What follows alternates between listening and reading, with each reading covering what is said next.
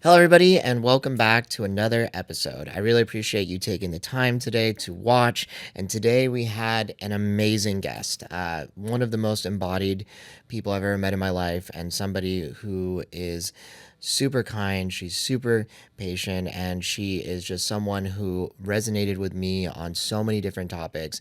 And we were able to dive in deep and really be able to uncover a lot of the journey that her and I had both been on and seeing the similarities from that journey. So today I had the pleasure of having Emily Hayden on the podcast. Emily Hayden is a world-renowned speaker. She's a coach. She was very much into fitness competitions for a long time. She has a very strong YouTube and Instagram presence, and she helps individuals become more embodied through what she shares on her social media platforms. I'm really excited to share this conversation because we went through a wide breadth of topics today. Today we went over everything from biohacking to our connections with Source, the universe, or God, whatever you'd like to call it. We went through our own personal journeys of growth, how really the journey was to go inwards so that we could then go outward and share with others. And today was just this beautiful conversation. So I really appreciate everybody listening in today. If you like this podcast, please do me a favor, click follow, like, or subscribe on YouTube or whatever you're having an opportunity to watch this on.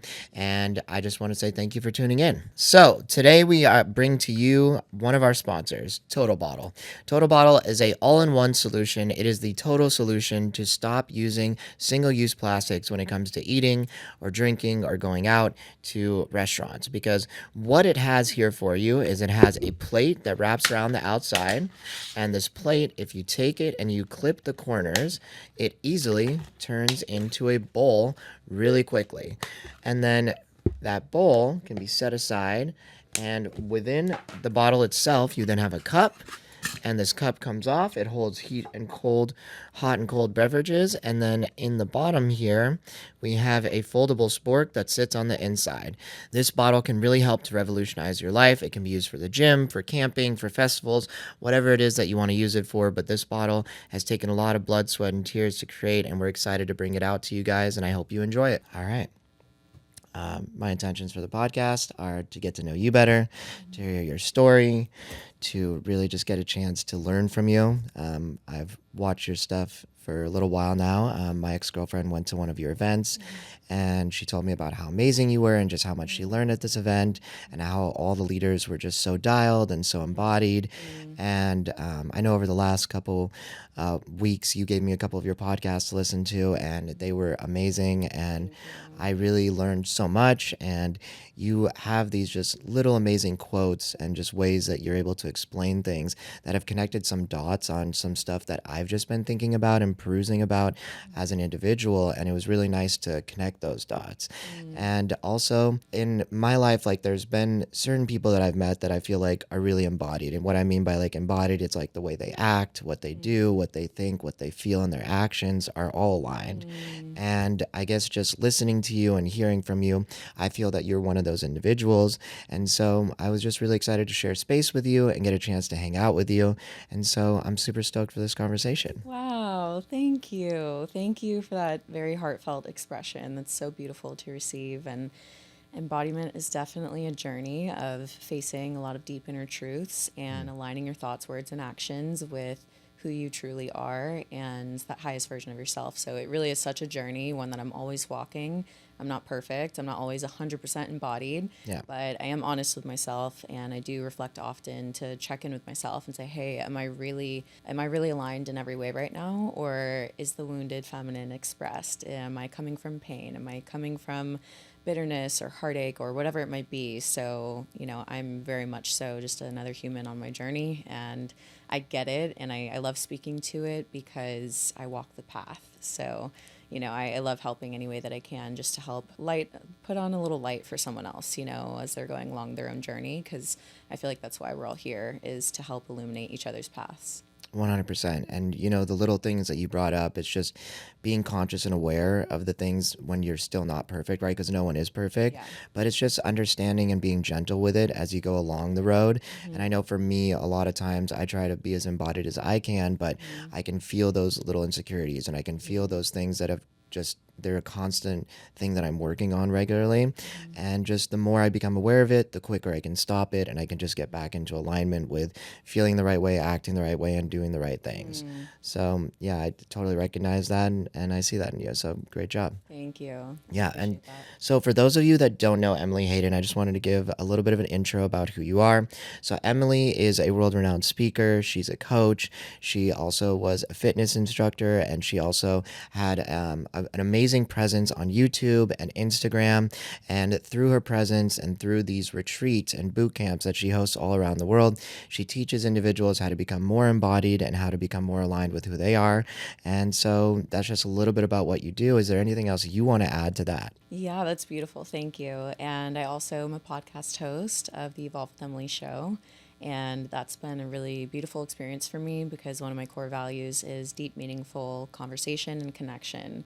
I think it's really beautiful to connect through heartfelt, genuine expression. And the podcast provides a really unique place for that. You know, I think especially in today's world, it's not too often that people will sit down and have eye contact, hearts open, genuine expression, sharing thoughts and ideas, and collaborate in this space together. So it really is such a special thing, podcasting. So yeah, that's a big part of what I do as well. Yeah, 100%. I mean, if there's one thing that like podcasting has taught me, well, it's taught me two things. One is like complete and full presence. And so for me, Wow. complete and full presence means that the person in front of you is the most important person in the world, and you're giving them their full attention and full presence. And then secondly, it really taught me how to listen with two ears and speak with one mouth, because Wow. before I used to just talk so much and only be thinking about what I'm going to say. But through podcasting, it's really allowed me to just let the other person finish, wait till their thought is complete, stop thinking about what I'm going to say the whole time. Maybe there's something they're adding that's going to completely change my response, and let their energy completely finish and then respond to that. And so it's been a huge lesson in patience, something that I continuously work on. And it's been two things that have changed my life, to say the least. Yeah. Wow, that is really incredible. And I love how you put that. So how do you listen with two ears? Or did you say listen with two Yeah, two ears? ears and Yeah. speak one mouth. I Yeah. guess for me, I used to speak with two mouths and listen maybe with one Shut ear. up. So it was a lot of talking and I not a lot see. of listening. I And see. it's just been a entire shift in like who I am. And like as a lawyer, like that's a skill that I practice regularly too, really listening to people. But I noticed that actually as I got into podcasting, I got way better at being a lawyer because it just Wow. taught me to listen more.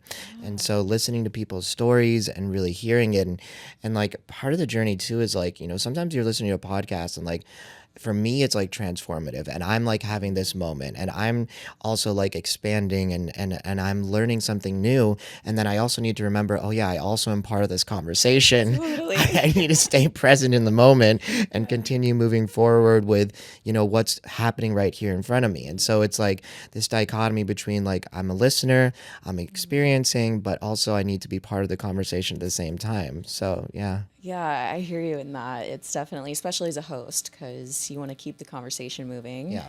But, one reflection I've gotten as a host is some people will say, wow, you're an amazing interviewer. And I know that the truth is, I'm really not the best interviewer in the world, but I'm really good at listening Yeah. and listening deeply and listening to what's beyond the words Yeah. and really hearing the message of what someone is saying. And I Yep. provide a space for them to more fully express that. So, kind of just to reiterate what you were saying about listening, it really is one of the most beautiful skills. And I actually think it's one of the most beautiful gifts that you can give to whoever's in front of you, whether it be podcast guest or your partner or family member. Yeah, 100%. I can completely agree with that.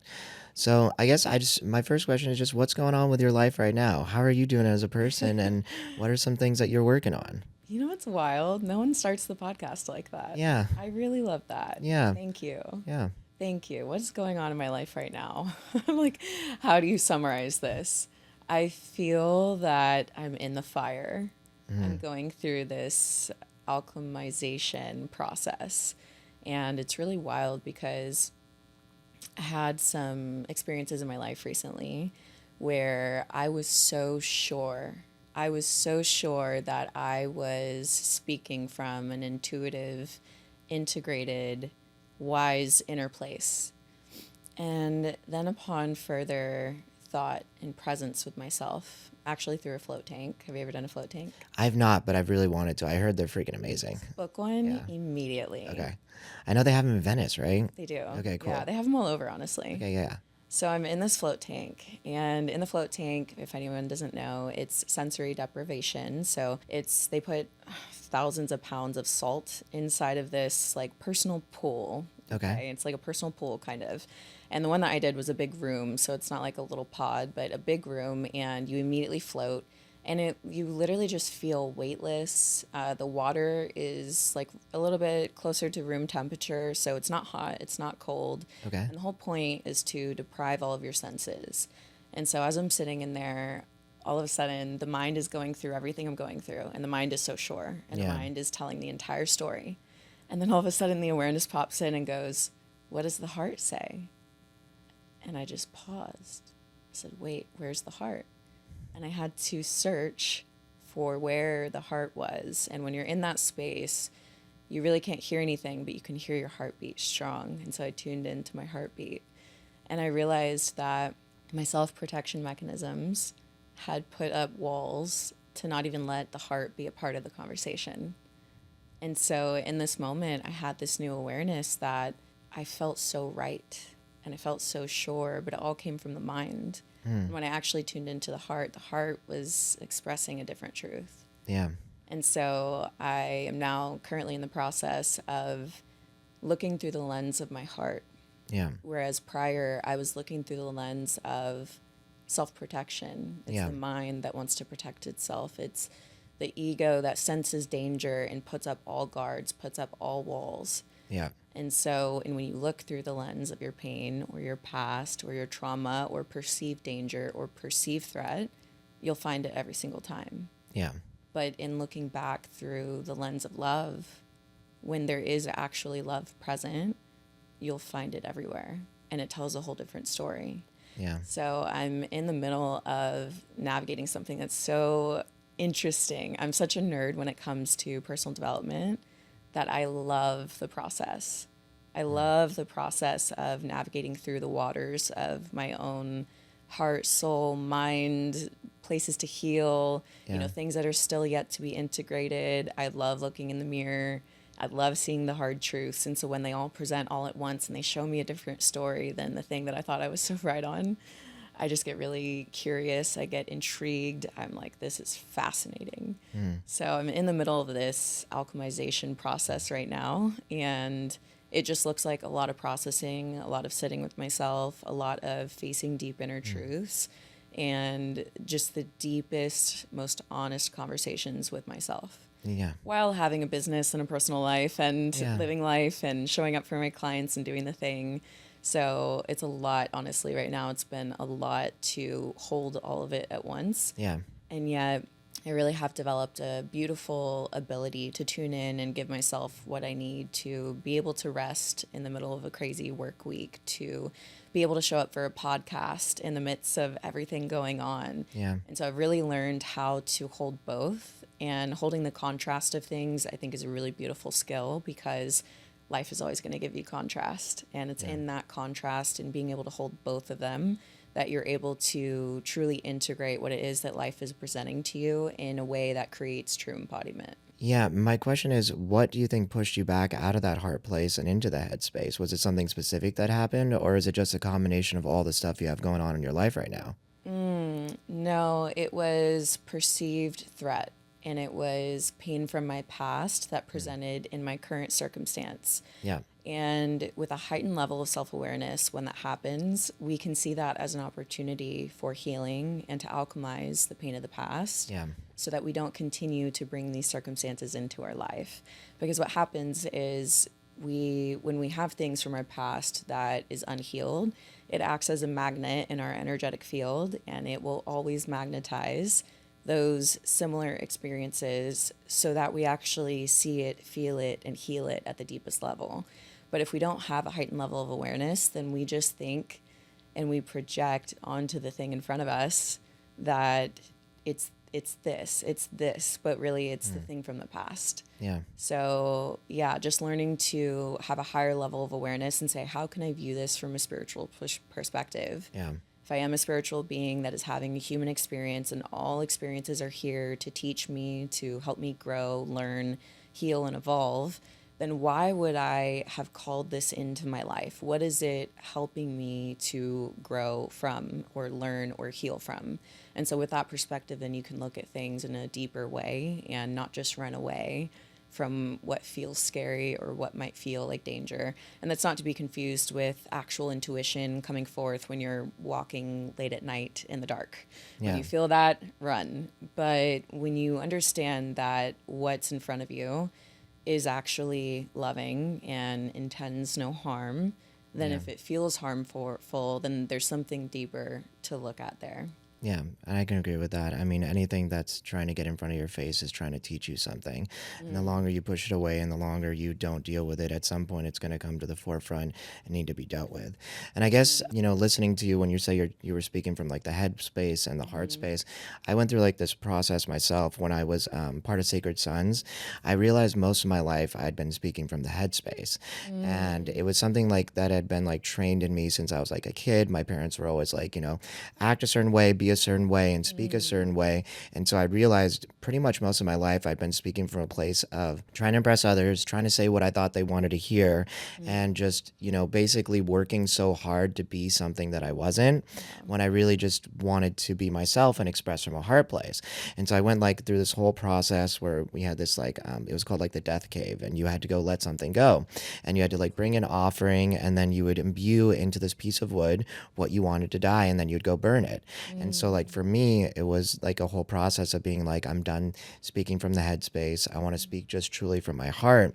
And through that process, of course, it's not something that I'm still perfect at, because many times, especially with my career, I do get into the headspace, but speaking from the heart is just like so much less work. I didn't realize how exhausted I was all the time from spending so much time and effort trying to always put myself in the heads of the people in front of me, trying to express what I thought they wanted to hear, or just trying to, make them like me, or whatever that was and whatever that narrative is. And just being able to drop into the heart space and just being able to speak from there just changed my life radically. Wow. And so it was a beautiful transformative process, and it feels completely different. Wow. I Yeah. actually have a question for you. Yeah. How, as a lawyer, do you balance speaking from the head and speaking from the heart? Because obviously you have so much knowledge Yeah. from your career and profession, and that is probably needed most Yeah. of the time. But how do you balance that in your career? It's kind of depends on the person I'm speaking to, and like in what context I'm talking to them, because sometimes you just really need to give people the lawyer answers. Is sometimes I ask, I'm like, do you want like the lawyer answer? Do you want me to go straight into law, or do you want me to tell you like energetically what I think is the right thing you should do? Oh, Because wow. sometimes, like a lot of times, lawsuits are just a waste of time and energy for everyone. No one is going to win. And I sometimes just tell my friends, I'm like, look, you can probably win, but you're going to spend $10, $20, $30,000, and you're not going to end up making a dollar after all of it. And that just doesn't make sense. And so a lot of times it's just feeling into what is the right type of conversation, and just knowing what I think is best for that client. I don't know if all lawyers do this, but this is what I do in my practice. And then of course there's times where we need to talk about the law, we need to talk about the specific circumstances, and I need to, explain this is what's going to happen and this is how the court's going to look on it. So it's kind of bouncing back and forth. And it's also like understanding that sometimes I have to like be a rock and not drop into my heart too much, because like if I get too empathic, sometimes people call me and they're like, I got in an accident and my baby died, or my mom passed away, right? And a lot of times when people call you as a lawyer, you need to be the rock. And so if I drop too much into my heart and then I become an emotional mess, it's like I can't even give them advice, and I can't even talk to them about the seriousness of the situation. And sometimes these are close friend or these are close family, and there's somebody that I know that passed away. And so it's like balancing between being a lawyer but also like being empathic, and then also not falling apart because they are calling me for strength and for someone that can hold it together and know that I can get them through this difficult time. So it's a lot of going through it all. I mean, yeah, it's not a solid answer. I hope that answered your question Yeah, though. that was Yeah. very beautifully expressed, and it Yeah. definitely gives more insight to what you have to navigate in your position. You know, I don't Yeah. think that's a lot, or I don't think it's something a lot of people think about for lawyers in your position, that you're really having to hold so much. Yeah. Wow. And the fact that, like you said, sometimes it's very personal, because I'm Yeah. sure in your family and community and groups, you're the lawyer. Yeah. You're the one that they call. Yeah. It's kind of like my brother. He's the cop. Like, we Yeah. all call the cop. Yeah. Everybody has a question for him. Yeah. Yeah. I mean, honestly, can I share something personal that's going on with me in my life? I would love to hear that. I've been struggling recently. Like, I have somebody right now, one of my friends that's been a client for a while. They want to let me go because of my personal life is not the same as my lawyer life. And, on my social media, I share all aspects of my life. I love doing my podcast. I love traveling. I love doing like Tony Robbins, all these personal growth things. And basically they're like, yeah, but that's not what a lawyer should be doing. And I'm like, well, what do you mean? Like, what does that definition mean? I'm like, I'm not just a lawyer, like I'm not faceted into one thing. He's like, yeah, but you can't do all these things. And I'm like, why? And so like, I'm like kind of struggling because he's not the only person that's like said something this to me before. And it's like something I'm even like struggling with. Like, I'm wondering if I should even maybe change the name of my podcast to something separate from my Joe Naz brand, which is like the lawyer brand. And it's just like, I feel that I'm this person that does all these things and I'm doing great at all these things and my business is thriving and everything is going well, but I still get judged and like perceived for doing so many different things. And it's, I guess, hurts my feelings. It affects me as an individual. And I'm trying to be conscious about like what I post online and then also like not wanting it to hurt my business. So it's just been this constant struggle that I've been going through for years. And this just kind of like brought it to the forefront recently. And it's just something I'm still working through because professional and personal life are so different. Wow. Well, Yeah. first, thank you for sharing. I know it's hard to present a struggle that you're currently facing. Yeah. It's a lot easier to look back at struggles we had a couple years ago and talk about that. Yeah. But true vulnerability is sharing in the midst of what you're going through. So I'd see you in that, and I appreciate that. And I think what you're navigating is so common. I think a lot of people go through this really being torn in two different places, of wanting to have this professional business, but be able to really integrate all parts of themselves. Yeah. Would you be open to a few questions? For sure. Yeah. Okay. So I'm going to take you to a certain place. Okay. Okay. You are on your deathbed Okay. and you're having a moment where you review your life. One option is the version of you that appeases these voices, Yeah.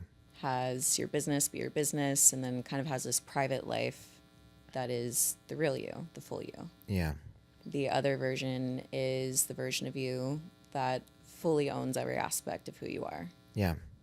and allows other people to judge you, to not understand you, and also allows them to walk away. Yeah. That version of you does experience loss, but that version of you also gains a lot by doing that. Yeah. Thinking about walking the two different paths, which path is the path that you would be proud of when you pass away and transition from this world? So I guess just like thinking about it, if I went down the path of, being less of the true authentic me is really what it comes down to, and not just in doing what I really want to do, I see myself just giving up so much for the sake of what? Appeasing just a couple people because they're not comfortable with who I am and what makes me happy. And sure, I might lose out on some money. Maybe I'll lose out on some business. But at the end of the day, like, that's not what's going to define me and what's going to make me a happy individual. And so, I guess this simple practice is a really good reflection that it doesn't matter. As long as I'm being the most authentic version of myself and that feels right for me and is right for me, then I need to just understand that not everyone is going to resonate with me. Not everyone is going to agree with what I say. And I mean, it even comes down to like with things like having this podcast, like people are seeing the real me and who I am, and they can, and I don't think they actually have access to that with other lawyers. Like other lawyers are not doing this. They're not going online and they're sharing their personal journeys or just other stuff. And I guess maybe I'll just attract more of the right people that do align with me, and I'll push away the people that don't align with me. And that's just part of the journey. And I just need to come to terms with that. And I think it's just really comes down to what I the biggest thing I struggle with on a regular basis is really wanting recognition and like other people to care and love for me. And so like when one person doesn't, it really hurts me because I have so many people that do. And so it's something that I'm just constantly working on. And I just need to keep coming to terms with the fact that not everyone is going to like me and not everyone's going to agree with me. Yeah. Thank you for sharing that. I really appreciate that. And also, this is one of the hardest things, I think, to really understand and grasp. Yeah. But think about it this way. We all have a different thumbprint. Yeah. Even identical twins have unique thumbprints. Yeah. That to me shows in a very physical way that we each came here to leave an energetic vibrational imprint on this world. Through the physical, our actual thumbprint, like we came here to leave our mark on the world. Yeah. So in my perspective, anything that is less than your unique imprint is not the truest essence of who you are. Yeah. And what is left can't be as potent as the fullest, most authentic version of you. Yeah. And also think about it this way. I mean, you could name any incredibly successful person or the most spiritual person, or look at like Jesus or like anyone, right? Anyone that was a big, really impactful person in this world. There was a lot of people that loved those people, and there's a lot of people that hate those people too. Yeah. It doesn't matter who you are. It doesn't matter if you're Mother Teresa or if you're, someone in the business world. Yeah. People are going to hate you and people are going to love you. But I really think that journey for a lot of us, because I've had to navigate that myself as well, is learning to love yourself so deeply, so authentically, that you can have someone that hates you and you're able to realize that it's a reflection of how they feel internally. Yeah. As someone who I deeply love myself, I've created like such a beautiful, loving relationship with myself. I'm not going to go out of my way to hate on anyone else for their unique expression. I actually think it's beautiful. Even people that like maybe I wouldn't be best friends with, or maybe our energies don't really get along, if it's their unique expression, I respect the heck out of it. Yeah. I look at it and I'm like, that's awesome. Like they're being fully them. And it actually gives me permission to be more fully me. Yeah. So by you stepping more fully into your most authentic expression, people are going to reject it. Yeah. But a lot of people are going to feel freedom from it. Yeah. They're actually going to look at you. There's going to be other lawyers even that look at you and say, wow, like he's so free. Yeah. I admire that freedom. I admire that expression. Yeah. And so by you taking that step first, I think you're really going to inspire a lot of people, especially in your field, that, hey, you can be a human too. You can be a human fully expressing yourself. You don't have to be this robotic, super professional person all the time. Yeah. Like you can laugh and you can have jokes and you can make mistakes and you can get back up. You can do everything in between, because I think part of it is denying our own humanity, the willing or the wantingness to be accepted as this perfect human, when this perfect human doesn't exist. Yeah. No one's perfect. No. And we're all not going to get along. Yeah. And it's the point isn't to all be the same and all like each other. The point is to respect each other's differences and to allow that space and freedom for our own unique expression. 100%. Yeah. And I mean, like what you were saying before is like, it's like, I just wonder if it's like a projection of like how they feel, right? And maybe they're not as free. And it's absolutely true. But also, I look at it as, like it definitely hurt my feelings and it brought me down a bit, but it also was just a great learning opportunity for me to realize that this probably isn't going to be the last time this is going to happen. Because if this is somebody who's close to me that I've known for many years, maybe this is already happening and I don't know about it, right? And so the truth of the matter is that this is just part of the journey. This is what I've chosen, and it's good that I see the direction I'm going and just be clear that I'm going to keep going in this direction because it's what makes me happy, and just whatever comes from that road is what comes from that road. I'll tell you what, I lived a lot of my life seeking the approval of other people. Yeah. And I genuinely do love people, and it would really hurt my feelings when other people didn't really see me. Yeah. When they judged me as this or that, when it wasn't the truth. It's like I wanted them so badly to see the truth, that I was a good person, that I really cared about people, that, I always want everyone to be happy and safe and feel good. And so it just really hurt my feelings when people didn't see that in me. So I really understand that at a deep level.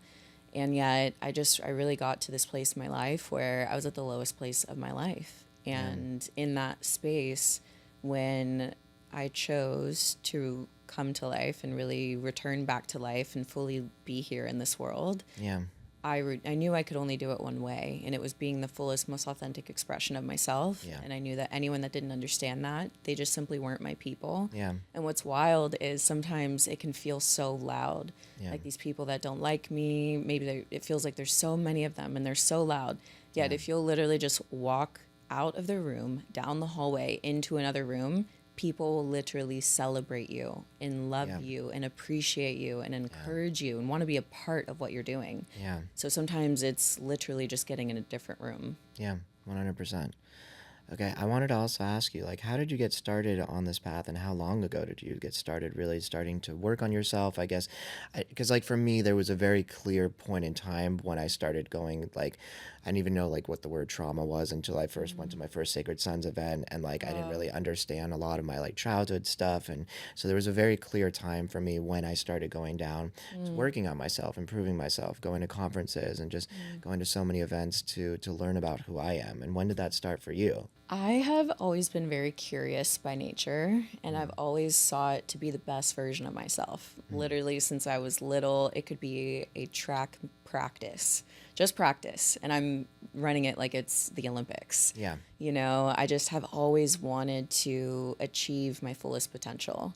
Yeah. When the personal growth really started taking big momentum in my life was in about 2016. It's when I started this YouTube series called Evolve. Okay. And I was going through a huge heartbreak in my life. I was married at the time. Okay. I was very young when I met him and fell in love. It was like that first real love. Yeah. And we got married, and it was when I realized that the marriage wasn't working. Yeah. And it's when I realized that I had two choices in front of me. I could accept it for what it was and know that I wasn't living the life that I was called to be living, Yeah. or I'd have to make a really difficult decision and choose to evolve. Evolving is embracing change. It's embracing the uncomfortable conversations, decisions, the actions that we have to take in life. It's the harder path initially, but it's the path that leads to true freedom. Yeah. And so as kind of my way to process what I was going through, I built a whole YouTube series around it called Evolve. Wow. And it was just me documenting my journey of evolving. And that's really where my brand started. And I started diving deeper into books. The Four Agreements by Don Miguel Ruiz was one of the very first like personal development books that I read. And it really showed me how to move throughout life in a much more peaceful way. You know, before that, everything felt personal. Yeah. You know, I think the Four Agreements, it's like nothing is personal. So it's like, I forgot exactly how he phrases it. It's like be impeccable with your word. Yeah, Don't assume anything. Yes. And I forget the other two off the Yeah, top of my head, it's but like- they're really good. Yeah. Yeah, something like, you know, nothing that anyone else does is personal. Yeah. So like everything that people do or act or say is a reflection of themselves. Yeah. Be impeccable with your words. So truly, if you say something, mean it, and only say what you mean.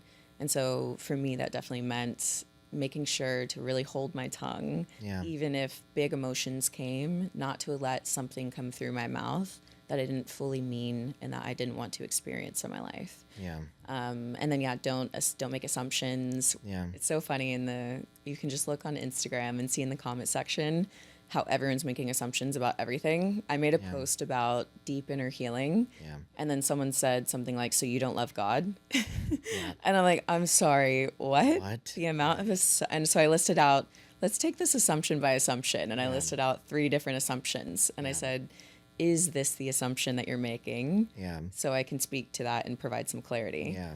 But yeah, I kind of digress from that. So back to the personal development, 2016, went on this massive journey, did 50 episodes of Evolve, and that just sent me on this beautiful journey of introspection, learning to know myself deeper, becoming aware of all of my own habits, ways of being, things that were working, not working. And since then, I've just been this truth seeker. Yeah. I love truth more than anything, more than my own feelings about it. Even if it hurts my feelings, I want to know the truth. Yeah, for sure. I can always respect the truth to the highest degree. What I cannot respect and don't appreciate is inauthenticity. For sure. Or anything that is not fully truthful. And that's with myself, first and foremost. Yeah. And then that extends to every relationship that I have. Yeah. So yeah, it was just this big journey of realizing that where I was at wasn't working, and that if I chose to make this change, I would have to choose to evolve, and it'd be really hard, but I really felt with everything in me that it was the right path. Yeah, 100%. I mean, like, just a couple of things of what you were saying. Like, I understand the inauthenticity part. It's Mm-hmm. like the more you become authentic, the easier it becomes to recognize inauthenticity. Mm-hmm. And it just like honestly starts to like rebuff. And for me, that's been the journey of like really getting in touch with my intuition. And Mm-hmm. like the closer I get to my intuition, the further I get away from dealing with people that are, inauthentic, or just even for my own actions being inauthentic. And yeah, I mean, when it comes to also assumptions, just something that was brought up for me, like as a lawyer, you have to, like, I always assume everybody knows nothing. And I just start from like the basis of like, wherever they're coming from. I try to talk like I'm speaking to like a child a lot of times, Mm-hmm. because you can't assume that anyone knows anything. Yeah. And also, just a very real thing is that you pick up very quickly is everybody's living life through their own perspective, Mm-hmm. and not through their own vantage point, but their own advantage point. Mm-hmm. So meaning that they are not just telling you things that would be from like their perspective, but it also is whatever's perspective is best for them, and the narrative and the stories and the experiences that they've had. Mm-hmm. And so you can have somebody, like for a car accident, something simple that I deal with every day, right? You can have four people tell a different story about the same thing that happened. Wow. And it's just like they are always going to say things that it's going to be best for whatever the best outcome is for them. And it's not per se that they're lying, it's just they believe that's the truth for them. Absolutely. And so you just kind of get a different perspective, I guess, in my field, and really seeing people for who they are and understanding that everybody's just so different. And that everyone is doing the best that they can with 100%. their current level of awareness. So 100%. what you're saying about how they'll tell the story in the way that most benefits them. I Yeah. even think about how this conversation started, me saying I was looking through the lens of my pain, Yeah. and it felt so right and so truthful. It Yeah. felt like intuitively right because all those things are correct. Yeah. But when I just switched out the lens and looked through the lens of love, it told a whole different story. Yeah. So, yeah, I think that just really matters what lens you're looking through. And For sure. a lot of people, especially if they haven't done any introspection or self work, Yeah. they are looking through the lens of their past. I think we're always looking through the lens of our past until we've faced those things Yeah. and truly alchemized them and returned to love within ourselves. Yeah, I mean, like as you like work on one thing after another, you remove like one lens, and then you remove Yeah. another one, and then as you become more and more aware, you start to see when which lens is trying to drop in and block your vision properly. So good. And then the moment you recognize, it's like, okay, I need to remove that lens and actually look at this objectively, and that's a beautiful process in itself. Wow, that's Yeah. so good. Yeah, and I'm curious, earlier you were talking about, the balance of speaking between the mind and the heart and Yeah. how you balance that.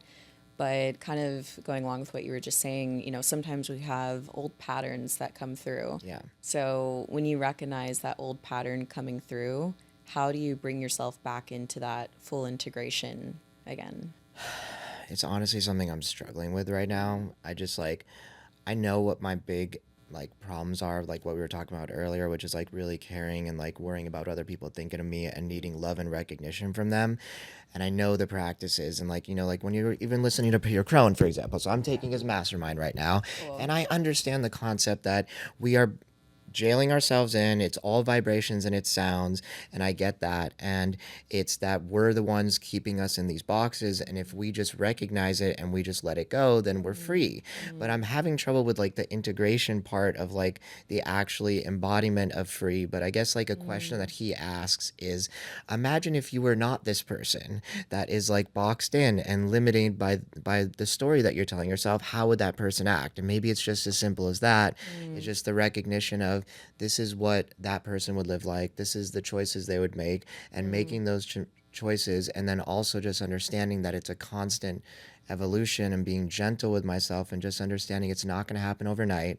It's happening piece by piece at the right time that I need it to, and just to be gentler with myself. So I'm kind of working through it still, and Yeah. it's a beautiful part of the journey, but it's also really hard sometimes. That's so honest. Yeah. I really appreciate your ability to honestly express. It's beautiful. Yeah, thank you. And something with that is, one thing that I like to do is understand that one, we carry all parts of ourselves within us. So potentially we could entertain the idea that there is this little boy version of you inside that so badly desires to be accepted and loved. Yeah. And what I like to do is I like to hand the microphone to that version of me, and I say, have at it.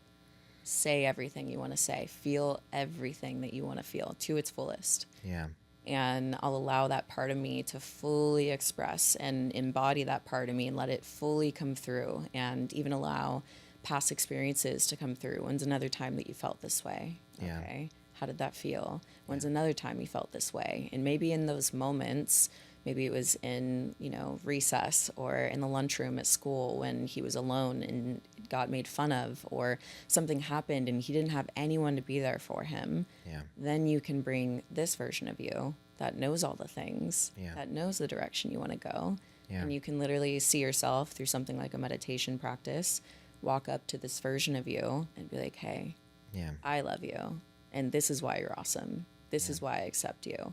And so sometimes I think it might be a parts work thing where there's parts of us that have never been heard, seen, and loved. Yeah. Maybe it's specific examples, maybe it's just an energy, or maybe it's just this, it could even be energetic baggage that we've carried from previous lifetimes that we don't even need to have an understanding of. Yeah. But if that charge is within us, it's important to look at that emotional charge, allow it to be fully felt, seen, heard, loved, nourished, and then to move through that. And I feel that that's helped me a lot personally with integration, because oftentimes there is a part of me that I didn't even realize was still active and crying out and just desiring to be loved. Yeah. There's a lot of beautiful knowledge there. And I really like the part about where you're saying like going back and just talking to the kid and letting them speak, and like honestly almost like letting them just fully express themselves, whether that's a tantrum or whether that's just like being hurt or whatever it is, and just listening. And for me, like I guess like what was coming up was like a specific instance just like recently. Like I was at Aubrey Marcus's Fit for Service. Oh, cool. How was that? It was awesome. I did the year-long program a year ago, and then I just went to a recent summit this last time, and it's the last time they're going to be doing it for a long time. Honestly, one of the most life-changing things I've ever done. It was really, really special. And like I know like something like I really want to be recognized and seen by the coaches just because I see like how awesome they are, and I just want to get to know them. And I think a really big part of my journey is like I really just want to hang out with people that are really dialed, because like it inspires me. And I guess like in my friends, like some of my friends are slowly going down the path and they're working on themselves and they're proving themselves. But like I really feel best when I'm around other individuals that are super dialed and they're just embodied and they're working on themselves, and it just inspires me to continue going down that road. And so I just heard that little kid just like, wanting to be loved and wanting to be seen and wanting to be recognized. And that's what I guess was coming up for me when you were like saying that. And a lot of the practices you're talking about, if any men are looking to do something like this or to work on things like that, I definitely recommend checking out like Sacred Sons. And, I had this process with Sacred Sons where it was this incident with my mom when I was younger. And basically we went back and we like took him out of that scenario. And then I went back and I like basically hung out with him, played some video games with him, and was there to support him and show him how much I love him. And then to go back and, confront my mom for the incident that had occurred. And just like, so it's definitely practices that I've done in my journey, and it's amazing that you've been able to figure these out and be able to help other individuals with them too. Thank you. And I think that's really powerful that there's a group for men to go and to be able to receive that kind of support and direction and guidance, because I find there's a lot of people that do want to do the work and they just don't necessarily know where to go or how to integrate it. So yeah, it's basically a container that anyone can join? Anyone can join. Yeah, anybody can go to Sacred Sons. You just have to pay for whatever trip you'd like. They have a bunch of different ones where they're like sometimes 4 or 5 days or 2 days. Oh, so it's an or event 1 day. business. It's Sacred Sons. Yeah, have you never heard of it before? Okay, got it. Okay, so since you don't know what it is, let me give you like a short explanation. I would love So to hear. they do events all throughout the United States mostly, but they're starting to do it in other countries now too. And essentially what they do is they get men together and they break you up into groups. And when they break you up into groups, what they do is they're helping you to process emotional events or just trauma from when you're younger or recent, whenever it may be. And they do that by doing different types of emotionally activating activities. So these activities can range in variety. They can be a childhood meditation, Or it could be like go back to a time when you were a kid, that's something that, seemed powerful or painful. Or it can be like an activity like yelling, like primal screaming. Or it can be an activity like sometimes we box or we wrestle each other. That's cool. And so it's every event, every activity is completely different because they all invoke a different emotional response. And so for example, if a guy was hit a lot as a kid, or if he was beat, by like maybe like a drunk father or mother or something, then maybe boxing would be super emotionally, activating for them. Or just yelling. I know like for yelling for me was something that was triggering because I was yelled a lot as a kid, and just I was always taught never to tap into my anger. So like whenever I did, I would get in trouble. So I was taught always be good, act a certain way, be a certain way. And so like just yelling was very triggering for me. And so every single one of the things triggers people in a different way. And then what happens is one of the men will start having like an emotional response, like crying or yelling or screaming or whatever it may be. And it usually brings up an event or something that was going on in their lives as a child or whatever was recent. And then they're asked to step in front of the circle and everybody witnesses them. And a couple of the leaders will facilitate. And this actually brings me to something that I wanted to actually talk to you about that was in Hannah and Chris's podcast. So, during the facilitation, they don't drop to where that person is. You brought something up in this moment where, so Hannah was going through her emotional response. She was having a breakdown. This older lady came and held space for her, and she just sat with her and she gave her permission and she said, whatever you need to go through, I'm here for it. But she just sat and she didn't like cry, and she just gave her the space. And you said that she stayed in the frequency of love instead of dropping down into their frequency of pain to hold that space and then to bring them there. And so that's what the facilitators do in Sacred Sons is they always tell us, don't tell me the story. Tell me what you're feeling. Express yourself. Go through it. And so we go through the whole process. And when you said that, it made me realize why I have difficulty sometimes helping other men when I'm trying to talk them through stuff, because I try to go to where they're at, being very empathic, and I realize I kind of lose myself in it instead of just staying in the frequency of love and holding the space for whatever needs to come through. And so, yeah, that's a little journey of what like Sacred Sons stuff, and then a little connection with what you shared in another story. And I just want to say thank you for doing that, because now I understand if I do go back to maybe facilitate and help with Sacred Sons, I need to stay in that frequency and not just drop down to where their pain is and where their suffering is, so I can bring them to where they need to go. Wow. Beautiful share. Love this. Okay. First question though. Yeah. How good did it feel to scream? It honestly felt amazing. And, I had like probably 4 or 5 different processes through Sacred Sons, and each one of them was completely different, almost working on different parts of myself. And I just didn't realize like how much there's been times in my life where I just need to scream. Totally. And just like it's something that I don't do and I don't practice. Yeah. And I remember before I went to Sacred Sons, one of my buddies was like, I know you're having a stressful day. Why don't you just yell into a pillow? And I thought he was crazy. And then I'd find myself sometimes like I'll just go in my car now if I like need to, just to get some space, and just like go and scream, like go to a park or something, and just let it out. And Wait, what park are you going to do right. that? Yeah.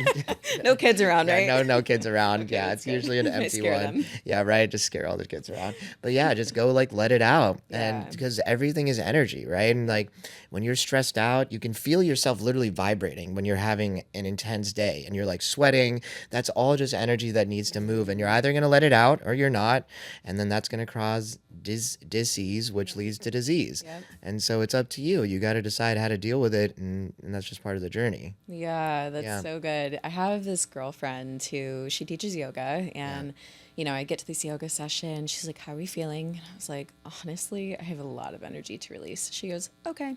So she leads us through this really beautiful yoga flow, and then in the middle, we're like in a cat cow, and she goes, "And on the next exhale, we're gonna let out the biggest scream that you can let out in 3, 2, 1." And no one asked questions. Everyone joined in, and everyone screamed at the top of her lungs. And she goes, "And now meet me on your back." And she just flowed right through it. It was Yeah. a massive scream, a massive release, felt so good. Yeah. And then just flowed right back into the day. Yeah. And I just appreciated so much. Her name's Alex. I appreciated her so much for creating that space for it to not be a big deal. Yeah. to have the big emotional release and Yeah. to just keep flowing with the day. Yeah. I feel that we're in such a domesticated For society sure. that people think it's weird to let out an expression like that. Yeah. But like what you're saying, if you don't let out the different expressions in a Yeah. healthy, safe way that doesn't harm yourself or another person, it stays within you and it creates that disease, which creates disease. Yeah. So, yeah, I think it's really important to allow all expressions to come through. And yeah, just to kind of touch on what you mentioned about holding space for others, it is just the most powerful, loving thing that you can do to hold that frequency of love. And it doesn't mean that you don't tap into the emotion sometimes. You know, Yeah. you can hold the frequency of love while feeling something that someone else is feeling through. But it's important to hold that frequency at that heightened state of love and not get into the story, the pain, the trauma, because that's not very helpful. So there is a space where it can be both. You know, maybe Yeah. you're holding that frequency of love and tears come through because you're like, wow. Yeah. You just really witness them and their rawness and their authenticity, and it's a beautiful process. But you hold that frequency, saying, "This is where you end up." Yeah. Yeah. That's 100% true. And I guess I just reflect on me. I just love stories. So sometimes I get like soaked into it Yeah. and want to drop deep into it. And, you know, with the energy thing too, I guess it's like just looking at like children. Children are always like shaking and moving and they're Yeah. screaming and they're letting it out. And it's just reminding yourself to be like a child and just let it flow. I always see children on planes, and now, you know, with this level of awareness, now when they're screaming or something, Yeah. I just think to myself, they're doing what we all wish that we could do right now. Yeah. No one wants to be here. All of us kind of wouldn't mind a little scream, Yeah. you know, and they're there just freely expressing themselves. So, yeah, as an adult, it's not pleasant to be next to the screaming child, but the truth is, a lot of us probably should scream more like a child sometimes. Yeah, 100%. I can completely agree with that. So I know in your journey, you throw retreats and you throw different events. My ex Carly, she went to one of them, and you do just women retreats, but do you do co-ed ones also? Yeah, so just for clarification, that retreat, I was a guest facilitator. Okay. So it was my girlfriend, Taylor Simpson. It was Yeah. her retreat, and I was just a guest facilitator. I got to lead some really beautiful practices for everyone, and also attended the retreat myself. So I stayed and was a part of what we did there, and it was very beautiful. It's called the Untamed Experience. Yeah. And I also lead retreats myself, both co-ed and women's only. So let's see, I guess the last ones that I had was actually, I skipped 2024. So it was 2023. I did a women's one in Hawaii, Okay. and then a co-ed one in Iceland. Oh, wow. And they both were so unique and so different. The Hawaii, very feminine energy. That's why I did the women's only there. And then Iceland actually has a very masculine presence to it. Yeah. Have you ever been to Iceland? I have not, but yeah, I've it's- seen so many photos and videos from friends' trips. It looks epic. One of the Yeah. wonders of the world for Very a cool. reason. It's just one of those places where every single place that you go to, you're just in awe. Yeah. It's just so magnificent and so bigger than life. Yeah. Really puts things in perspective. Yeah. And yeah, I have another retreat coming up in May in Costa Rica. It's a women's only retreat, and that's going to be really beautiful because one thing about my brand, it's called Evolve with Emily, Yeah. is that I have committed and devoted myself to the path of continuously evolving. Yeah. It's literally why I think that we all came here as souls, Yeah. is to evolve. So every retreat experience, they get a new, expanded, deeper, more authentic version of me based on the own work that I'm doing in my own life. Of course. So the initiations and the deaths and rebirths that I've gone through since even 2024 Yeah. is insane. So I'm really most looking forward to the space that I'll be able to hold and what I'll be able to facilitate with this version of me. And it's so fun. It's an ever evolving process. Yeah, 100%. I mean, I think that's like after you accomplish all your goals and you receive all your things, right? The point of life is to continuously evolve and continuously change and continuously learn and completely, you know, I guess just keep going down whatever path you're going on. And like that's like one of the biggest things at like my firm, for example. Like we do book club every single week together. Cool. And then I require that everybody listens and watches at least 3 podcasts or webinars every quarter, and that everybody reads a personal book that's as different from that. And it's just like as you evolve in it as an individual, it affects everything in your life. And I'm sure that anybody who's even taken one of your events before, where you are now is completely different than where where you were a year ago. Oh, yeah. And you just have new skills and new things to teach them because you're continuously evolving. You're not staying stagnant yourself. Yeah, and something on that just kind of came to mind, so I feel like it's important to share, is you don't have to be at any place to start. Like, I feel that sometimes people, they won't start a passion project or an idea or maybe a service that they feel called to because they feel like they're not ready yet. If you are feeling called towards something, it's for a reason and for a purpose. So Yeah. I look at the first retreat that I held in LA in 2018 or 19. I need to look it up. I never remember which year it was. But that version of me felt called to stop talking about evolving and actually just show people, hey, Yeah. I'm going to give you your own experience of evolving. And the truth is, I was really scared for that first one because I thought to myself, what if I have, and I had like 30 people at that one, what if I have all these people come and it sucks? Or, I had all these intentions. I want people to become more self-aware, to heal, to get to know a deeper part of themselves, to connect with themselves, with source, their understanding of God or higher power, with each other, but what if none of that happens? Yeah. And the truth is that all happened within the first hour or two of the retreat. Yeah. It was really wild. And so that version of me, which is light years different than the version of me now, was able to host a space that created deep inner personal transformation for the people that went. So my point for saying that is I think there's a lot of people that could be of service or could help, but they hold themselves back because they feel like they haven't arrived at a certain point yet. Yeah. So you don't have to have arrived, just be embodied with who and what you are now. Be willing to step up to the plate when you feel it's what you're being called to. And the people that are a vibrational match for your offering will be uniquely drawn to you.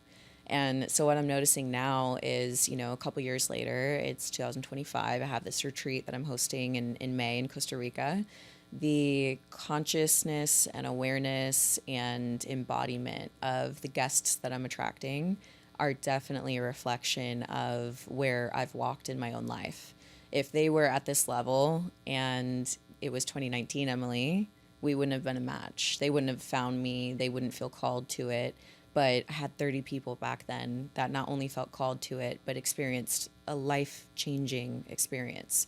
So it really just goes to show you that you don't have to feel ready to start. You don't have to have it all figured out to start.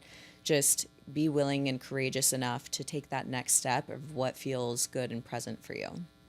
Hopefully I expressed that right. No, I'm kind of at that point in my life where I'm trying to figure out you did a fantastic job. Okay. It just really hit me because it's what I really needed to hear right now in my life.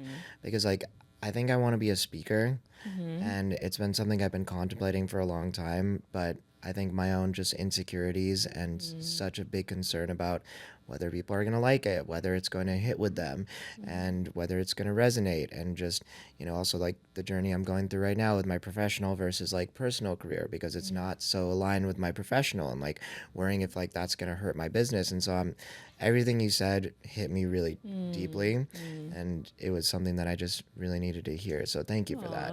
Yeah, so it was perfect. And I do understand. It's just like not everybody's going to resonate, and sometimes it's not going to play out perfectly. And that's okay. That's just part of the journey. And you just kind of have to breathe through it and keep working through it. And also too, like, I actually had a question that I wanted to ask you about, like, I think you hit it on the nose and kind of answered my question before I asked it, which was I wanted to ask, in your life, obviously where you are, you're probably attracting amazing people, and you probably have super embodied friends and just people that are crushing it and they're doing amazing things in the world. And like, I guess like I'm always seeking for those individuals, and not saying that I don't love my friends and the people I hang out with now, but I just think everybody should be my friend, and I want to be everybody's friend. And I think that everybody has something to offer and to teach you, and I want to learn from them.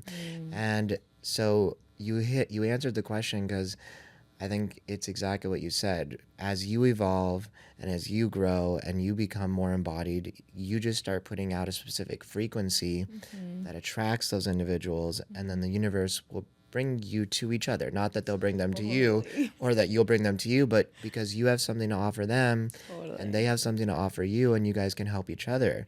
And so as you call it in, little things will keep appearing, little messages, and you just got to follow those threads and you'll arrive where you need to arrive. I have the coolest story for you that gives an exact example of that. Yeah. Okay, so a couple of years ago, I was deep in some really deep inner healing coming out of this like death cycle. And I came across this book, and I was reading this book that just felt like a love letter to my soul. It's one of those books that's speaking directly to what it is that you're walking through in your life. Yeah. And it's called, I believe the book is called Becoming. If I got that wrong, I'm sorry. Yeah. But by Jeremy or what is his last name? No. It's by Ben and Azra. Yeah, Ben and Azra. Ben and Yeah. Azra, Sorry. Azra, sorry. Yeah. Ben and Azra. And I believe it's called Becoming, right? Yeah, BEQ. Yes. Yes. BEQ. And so I'm reading this book and it's speaking to my soul. And I just think to myself, these are my people. Yeah. And I think to myself, I resonate with these people. Yeah. I feel like they're a part of my group, but I don't know them. These are just authors of a book. I've seen them on a podcast. We're not friends. We're not in the same social circle, but I resonate so deeply with them. And I think to myself, these are my people. Yeah. Fast forward to a month ago. Yeah, about a month ago now. I felt the soul calling to move back to LA. I've been in San Diego for a couple of years, and I just felt called to move back to LA. And so I take the leap of faith. I move back to LA, not really sure why, but I just feel that I've been called there. And since moving there, I have had so many divine encounters, synchronicities, kind of like the universe bringing me things that I'm just laughing daily with the universe. Like, wow, this is really incredible. Yeah. When you're really in alignment, things really do flow to you. Yeah. And I had in my head that when I moved to LA, I'd be so intentional about the classes I'd go to, the rooms that I would be in order to put myself in the right rooms to meet the right people. So that's how I thought it was going to go. How it actually went was I was just in my neighborhood walking my dogs, and I kind of run into this person. We like run into each other. We're both like, "Oh my gosh, I'm so sorry." And I look, and I say, "Are you B?" This is Ben, right? Yeah. "Are you B?" He goes, "Yeah, I am." I go, "Hi, I read your book. I've done one of your online courses before, and I just love you and Azria and really resonate with your message." And he's like, "Oh, thank you." We just had this brief conversation. I shared my name with him because he was like, "Yeah, you kind of look familiar." I was like, "I have a podcast. Don't worry about it." Anyways, I just keep walking my dogs, and I just smile like, "Oh, I thought that was it." I smile, the universe winks at me, and I'm like, "Okay, I see what's happening here. Like, that's crazy." And then I get an email later with an invite to go check out their property in Mexico. They're having this like intimate gathering. And so within 2 weeks, I was in Mexico at their property, experiencing just such a beautiful experience. Wow, like to really get to experience them in person and for them to show up and just be of service to the people that were there and, lead us through different experiences and just pour into us with no expectation on any outcome, just pure love and sharing that with others. I thought that was really impactful. And so, just to kind of like bring it full circle, I just thought about that version of me in her camper van in the middle of nature, reading this book, feeling like I resonate and like these are my people. Yeah. Fast forward, here I am at their property in Mexico, breaking bread, eating with them, having experiences, resonating on deeper levels, talking about our vision and the world that we see that is possible and our vision for that. And it was just so beautiful. So I feel like it just gives a real example to what you're sharing. And it really is just such a reflection of the path that we take personally and how with every single thing that we choose to alchemize and heal, and as we embody our unique essence, that the people that we attract and that we line up with in life will be reflected of that as well, in that as well. Yeah, that's amazing. Yeah, I think I met Ben's daughter through Fit for Service. I think she works with Aubrey cool. and them. Giselle is her name, I think. Okay. Yeah, and I definitely have that book on my desk, and it's a little nod that I need to read that one next. I heard it's amazing. So You haven't read it no, yet? I haven't read it yet. Oh my goodness. Stop everything that you're doing and go read it. I'll read that one? Okay, It's cool. really great. I'll check it out. You'll get hooked first chapter. Yeah. They did that on purpose. Great hook. Yeah, I met Azria in passing many years ago. Okay. We just dropped in for a little bit, but I don't know them too well. But that's freaking amazing. And the universe will always bring you what you're seeking and what you're looking for, and it'll always bring it at the exact time that you're ready for it.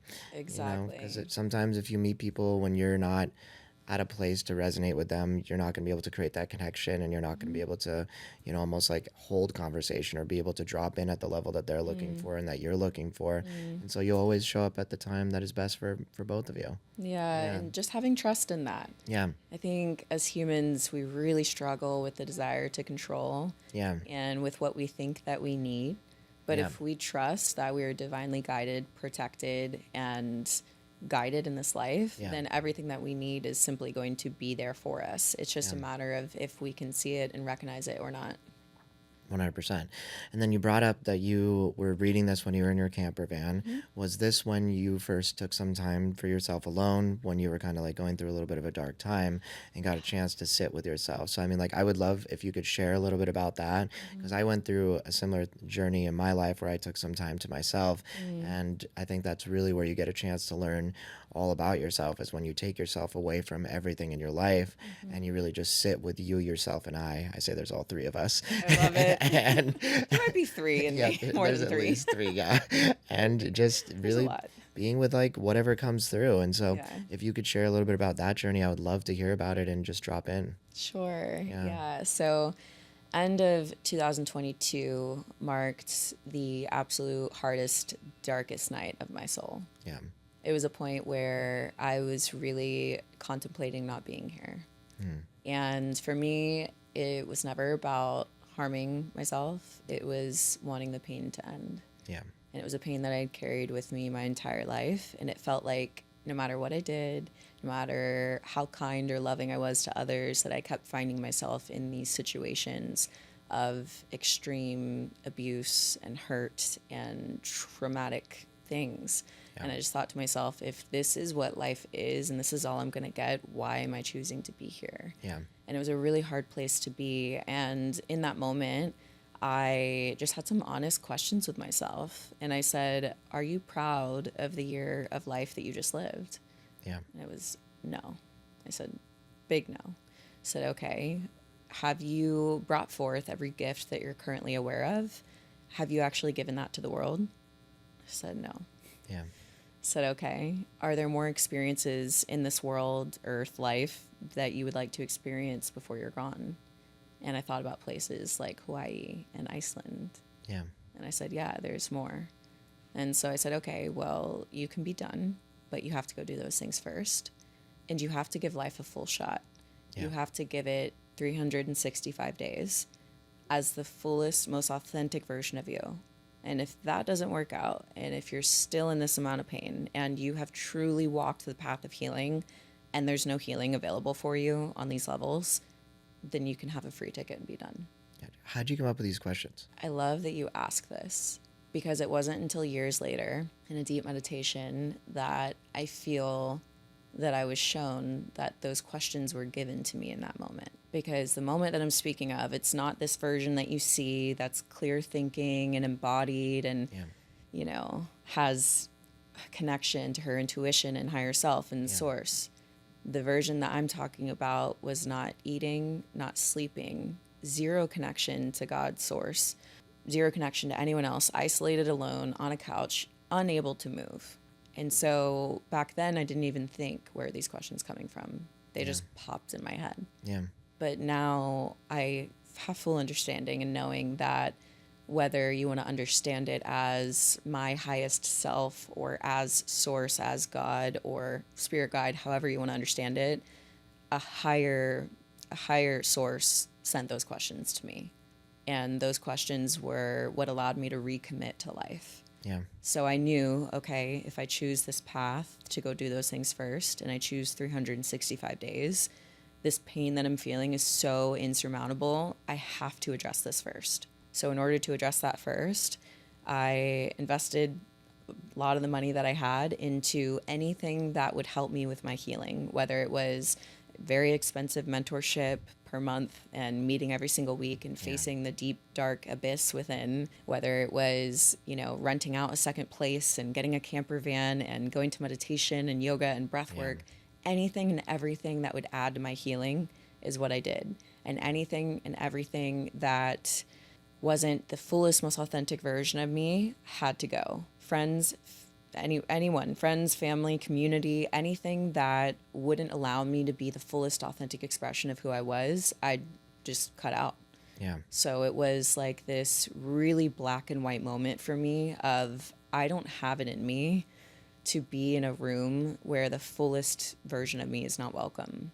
I don't have it in me to engage in any sort of habit or anything that hurts me, whether that's not eating a meal. Yeah. I viewed that as not hurt as hurting me because it wasn't nourishing this vessel that I have. So the easiest things that I did first was food, water, training. I'm a professional athlete, so for me to not have been training, it took literal life from me. So a very easy like ABC way to just start getting myself back was no matter what, I eat 3 times a day. Why? Because it's loving to nourish this vessel. Yeah. I drink water, I sleep, I do this, I do that. I made these agreements with myself. Yeah. And it was just agreements to actually start to love myself on the deepest level.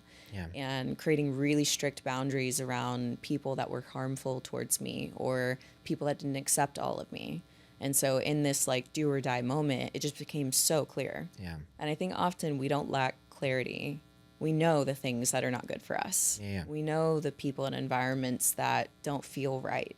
And so for me, because it was such a painful moment, it just allowed me to like rip the Band-Aid off. Yeah. And to take that path of full authenticity. And one of those paths was my trip in the camper van. I had always wanted to take a camper van trip, and I knew that I was going to die waiting for someone to go with me. So I just got the courage to go alone, the courage and a Glock, because I'm from Texas.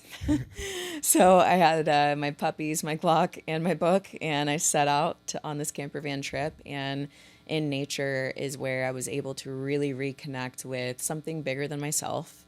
That's where I felt immediate connection to God again. Yeah. You know, God for me, it's not in a place, it's not in a building, it's not in the wisdom of someone else. I have really discovered the God that is within me, that I believe is in every single person that's here. It's this place within that we can become attuned to and start to recognize. And in that place, I started to have more insight, more awareness, more understanding. And what's wild is that I was at this place. It was the last morning of my camper van trip. And I was in Vegas at the lake that's out there. And the sun is rising. I have the mountains, the lake. It's one of the most beautiful moments. It's quiet. It's just me and my puppies. The puppies are sleeping. And I just felt so much internal peace. I just felt peace. And I thought to myself, wow. I said, hang on, how many days ago was I potentially going to end it? And I went back through my notes in my journal and I counted days. It was 33 days. 33 days prior, I was at this decision point of potentially not being here. And 33 days later, here I am experiencing beauty, peace, joy, gratitude. Yeah.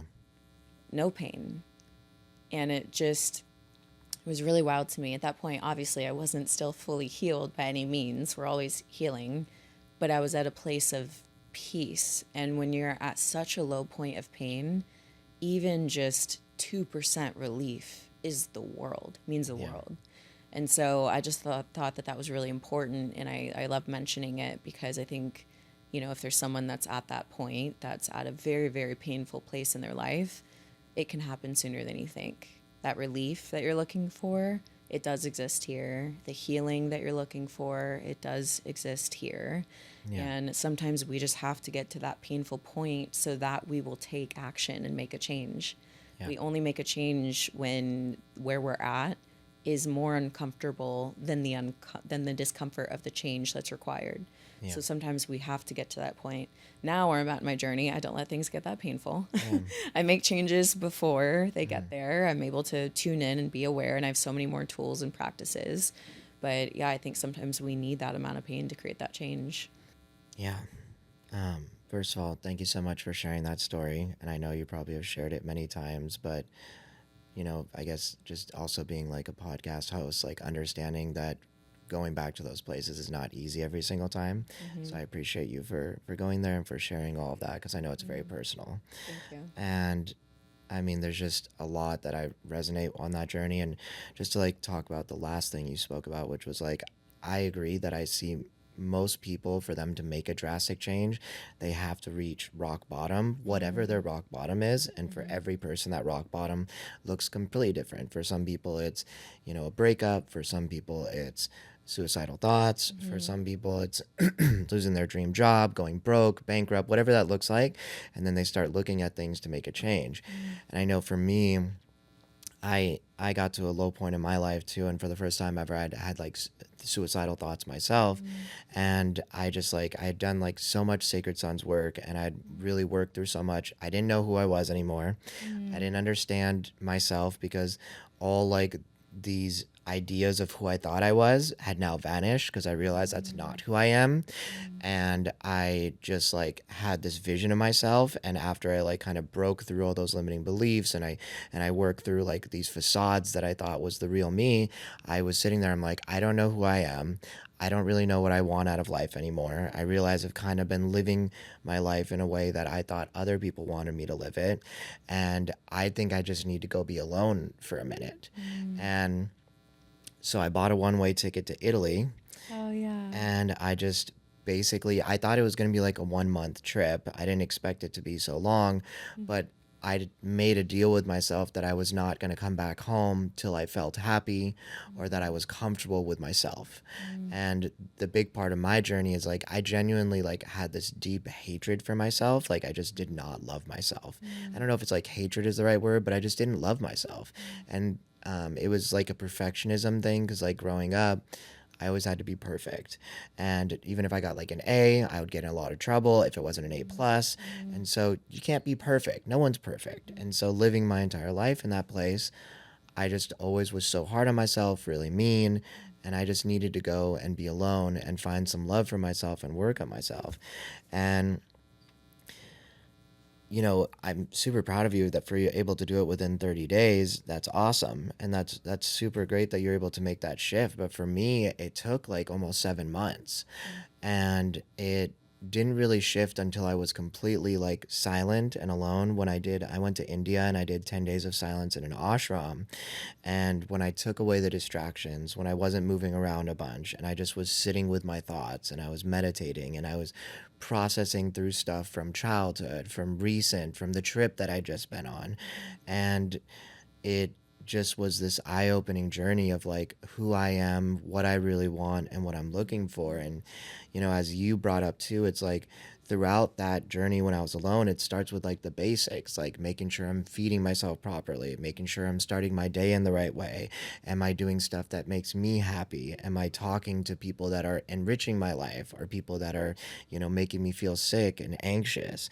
And it's just like a rebuilding from the beginning, because everyone's like, oh, you got to go travel the world, it was so awesome. Like, how do I describe 7 different types of depression? Like, it wasn't just Totally. rainbows and sunshine. Like, I went there to go figure out who I am and what I want out of this life. So it was this beautiful transformative journey. And I think a lot of people, like, it's similar. You hit a rock bottom. You need to go spend some time alone, away from everybody else, to see what really matters. And then there's just this rebuilding process, one step at a time, of what really aligns with you and where you're trying to go. Wow.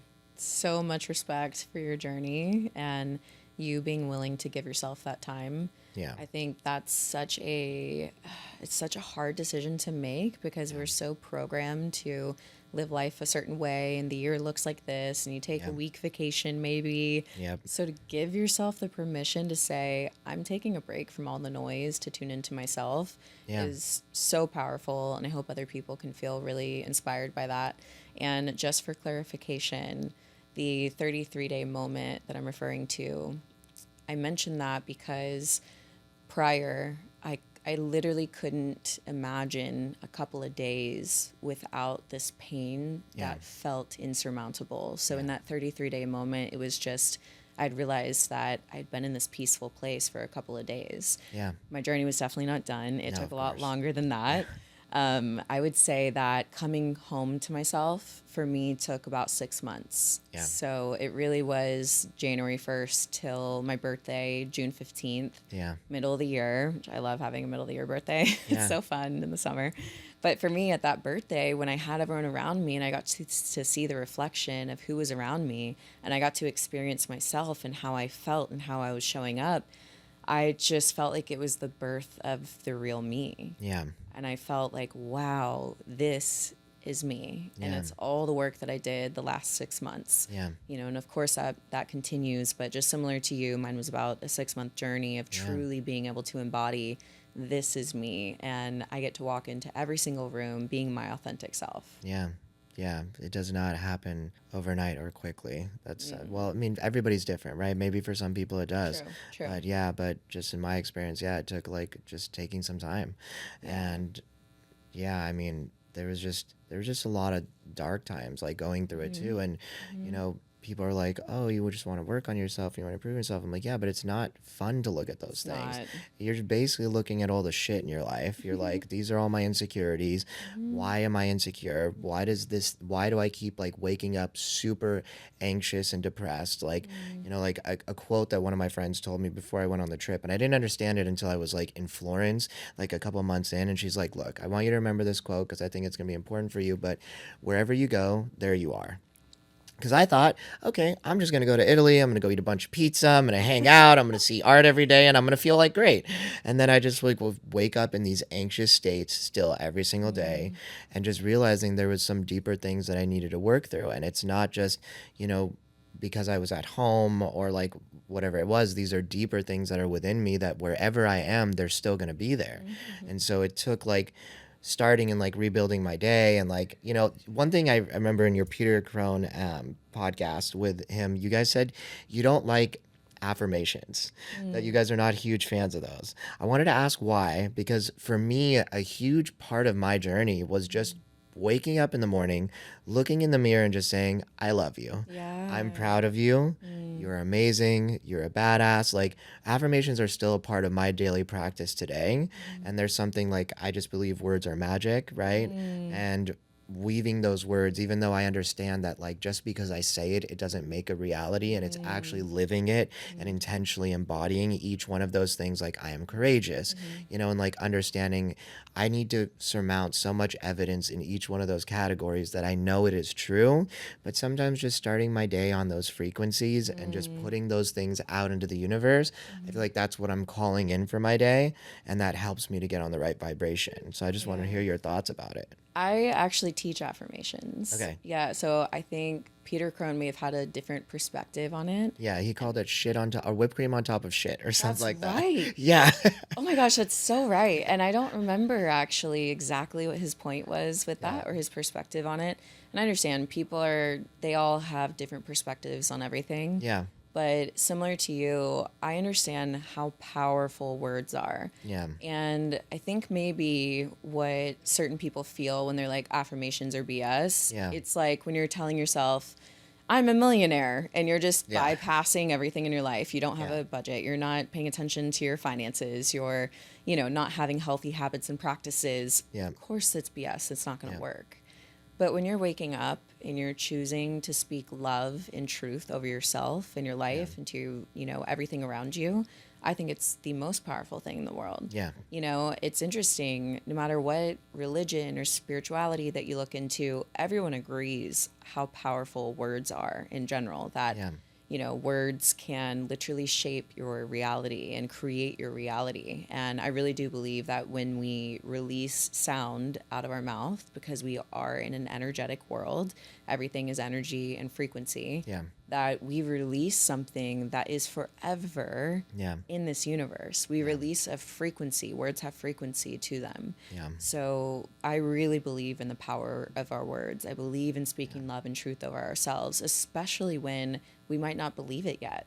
If there's something within that's saying, I am not worthy, and yet there's this divine higher self coming through, speaking to that version of you, saying, I am worthy. And you're saying it with conviction, and you're saying it as divine truth, Yeah. I believe it can be so powerful in your life. Yeah, 100%. That's something that I reflect on a lot of times when I am saying my affirmations in the morning. Am I actually embodying the thing that I'm saying? So good. Because like I know for a long time, like when I was first starting this process and I was like, even just looking at myself and saying I love myself, like in the back of my mind, I hear myself saying, no, you don't.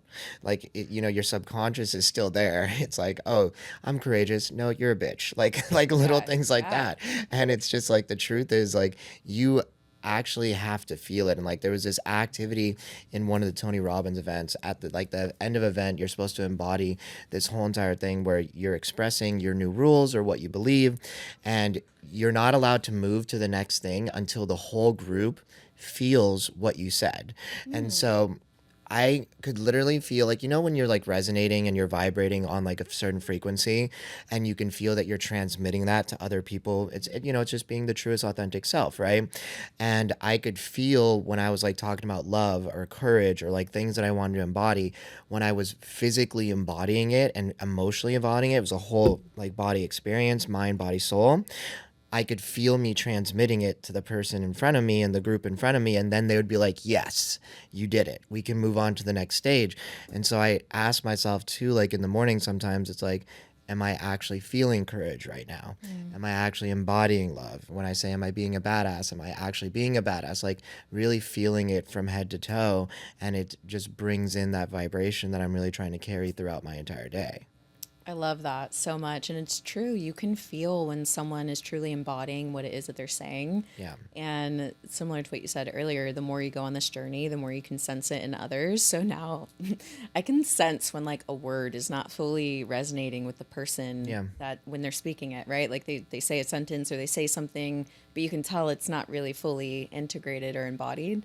And to help with the integration, I really like to guide my clients to walk through embodiment on a daily basis through their practices. So yeah, speaking the affirmations, but then be on the lookout throughout your day of which moment needs courage. Yeah. In which moment am I fully expressing my truth, or am I shutting down my voice because I want someone to like me? Yeah. So it's really walking throughout your life in a way where you're embodying this moment to moment. And if you have the self awareness to pause and see the moment for what it is, then you have the opportunity to practice that trait that you're seeking to embody. And at the end of each day, really just looking back and say, okay, this was my intention and this is what I spoke over my life. Is that how I live today? Or did I fall short? Did I fall back into an old pattern? And not having any sort of judgment towards yourself for falling in patterns. We all do it. But just the awareness and the grace and the love and the compassion to say, okay, so we're not quite there yet. And it's okay to recognize that. How can I embody this more fully tomorrow? What can I do to embody that? And as you do this, your self-awareness will get sharper and sharper until you're catching it in the moment. And then as the moment presents, you'll say, this is that moment where I need to be courageous and I need to speak my truth. Yeah, 100%. It's been something I've been like working through too. Like when you said like I'm a millionaire, right? And you're putting that awareness out there. But like, do you actually believe you can be a millionaire? Do you actually embody the traits that are required to become that millionaire? Are you living every single day doing the things necessary to become that millionaire? And at the end of the day, you immediately know whether that's true or not. Yeah. And it's, for me, it just comes down to like intention, right? So like for me, the word intention means to be in constant tension, the Latin root of it. And so to be in intention is three things, like what you think, what you feel, and what you do are all pulling equally at the same time. And if you're not living in true intention for whatever you're calling in, then it's falling apart and that it's not real. And so you putting those words out there is just not being the authentic version of yourself. That's so good. Yeah. I've never heard intention broken down that way. Yeah. Yeah. Something Matthias De Stefano like broke down for me. And it's something I've been contemplating recently. I took a Joe Dispenza course too. And Joe Dispenza talks about your personality is made up of your thoughts, your feelings, and your actions, and so that creates your personality, your personal reality. And so it's the same thing, like your intention and your personality and your personal reality, they're all intercorrelated, and they're almost, you can use the transitive property across all three of them. Basically just, do you think, feel, and act all in alignment? And if not, then that's not who you really are. And that's not really what you're calling in, because you can't lie to yourself. You know what's really going on in your heart. And so if all three are in alignment, though, it will move towards you. It will become your reality. And the more you're in alignment, the more everyone else around you and the more other people will want to help you too. And what I've realized, like with intentionality and the things that you're trying to bring in, for me, there's like three levels of it. So like there is, you're doing it for selfish personal reason, and that's just for you, and that's fine, and the world will move in your way if you're doing it in an intentional way. But then there becomes a second level where if you're doing things to help your friends and family and the people closest to you, and when you're trying to help others, more of the universe will help you, other people will assist you and then move towards you. And then there's like the third level, which is like the highest evolution, which is you are genuinely trying to help everyone and everything and just all of the world around you. And then so many people, so many resources, and so many things will come to assist you in that journey. And as I've become more successful, I've realized, like, when it comes to making money, like, you can want it for selfish personal reasons, but if you have a reason and a place for money to go, So good. it will go there. But if it's just for you to be wealthy and you to show off and for you to brag, it's like you can probably help yourself and maybe a couple of close people will help you. But realistically, the greater your vision and the more you want to help other people, the bigger your bucket is and the more people will pour into that bucket. Wow, such truth that you just spoke. And it's because we came here for a reason. Yeah. Yes, we are here to enjoy the human experience, but we came here to really help raise the collective awareness of the entire planet and to pave a path for a vision of the future that is more loving, more harmonious, and more together than what we're experiencing right now, which is a lot of division, a lot of hate, a lot of Yeah. unconsciousness. So when we realize that, it's like, okay, well, what is my part to play in that? Yeah. And I really believe that each of our physical vessels are these unique instruments that make this beautiful sound when we learn what our song, our note, and our rhythm is. When we come together, it makes this really beautiful sound like the orchestra. So when you really hone in on your craft, your skills, your talent, what calls to your heart, and you go down that path, the whole world can't help but to support that path because it's literally why you came here. Yeah. And to mention going back to the millionaire example of the affirmation, I think there's another aspect to this of why it might be BS. And it's because if your subconscious is telling a different story, then that's when the affirmations are never going to work. So if you say out loud, I am a millionaire, and even if you believe that you can be a millionaire, if there's a part of you within that believes that people with money are bad, maybe it was a story that people told you growing up, maybe you experienced that from people, and that's the truth that's actually resonant in your vibration, that's where it's never going to work. You're never going to step into the full embodiment of believing that this is what you are, this is what you want, because there's like this tug of war of this other part of yourself that actually believes that if you become a millionaire, you're going to be a bad person or do bad things, or that that's the only way that it can happen. Yeah. So yeah, I think the whole affirmation conversation is a very layered conversation, but I always come back to the same truth that speaking love and truth over yourself is one of the most powerful things that you can do, especially when you align your thoughts, your actions, your beliefs, the way that you're doing the work, the way that you're checking your heart, your own intentions. When all of that's in alignment, it is beyond powerful. Yeah, I can completely agree with that. Okay, I wanted to ask, I had like three specific questions that I wanted to ask. One is just like, I know you're very much into fitness and that's something that you take pride of and that's something that you've worked on throughout your life. When it comes to fitness, are you like super into peptides? Are you super into like biohacking and things like that? I know some people don't like that term. I like that term. I think it's pretty cool. But I just wanted to ask what your journey is like that and what are some things that maybe we can share with guests that you really would suggest or things that they should do? Yeah, this is a great question. So I grew up in the gym at the age of like 7. I was spotting my dad's clients because he had his own facility. Oh, man. Yeah, and he's a naturopathic doctor, has his own practice. He does a lot of things, not just training, but just it's been a part of my life ever since I can remember. I've been an athlete my whole life. And then in 2013, I believe it was, I did my first bikini show. And back then I didn't even know what it was. People around me didn't really do it. I didn't even have Instagram when I started. The girls backstage were like sharing Instagrams and I was like, what's that? Yeah. Isn't that where you just add a filter and then post it on Facebook? Yeah. And that started my journey of competing. And competing for me it's a very extreme version of fitness. Competing is not fitness and health. Yeah. And I think that's a very big distinction to make, because what you put your body through when you're competing is very, very extreme. Yeah. And I ended up doing 21 shows, and I ended up going pro. It was my whole life for a long time. Oh, wow. And I really loved it. And I felt like it gave me the platform for personal growth and self-discovery. I remember even years ago when I started, it kind of gave me an easy way out with friends that wanted to party. Yeah. And I didn't really want to party anymore. I wanted to not drink, and I wanted to eat healthy. Yeah. And so when I was competing, it was just a really easy out. I was like, oh, sorry, I can't, I have a show. But the truth is, I just didn't want to actually partake. Yeah. And so it gave me this like safe space to just focus on being the best me that I could possibly be. Yeah. And, you know, since then, obviously now everyone knows I fully embody my truth. If I don't want to go, I'm just going to tell you I don't want to go. Yeah. But back then, you know, for that version of me, it was nice to be able to say that and not have to that have excuse. Yeah, not to have, you know, the whole conversation about it. And, you know, competing is really hard on the body, especially as a woman. And I started experiencing some fight. My body was fighting against me. And I went and got my hormones checked, because I knew as an athlete that was something you should do.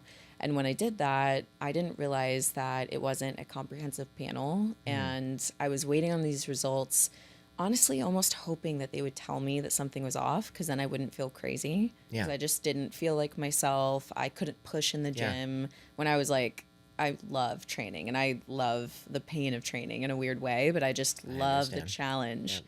So for me to be in the gym and not be able to push myself, and to be struggling with a body weight workout, I was like, there just has to be something wrong.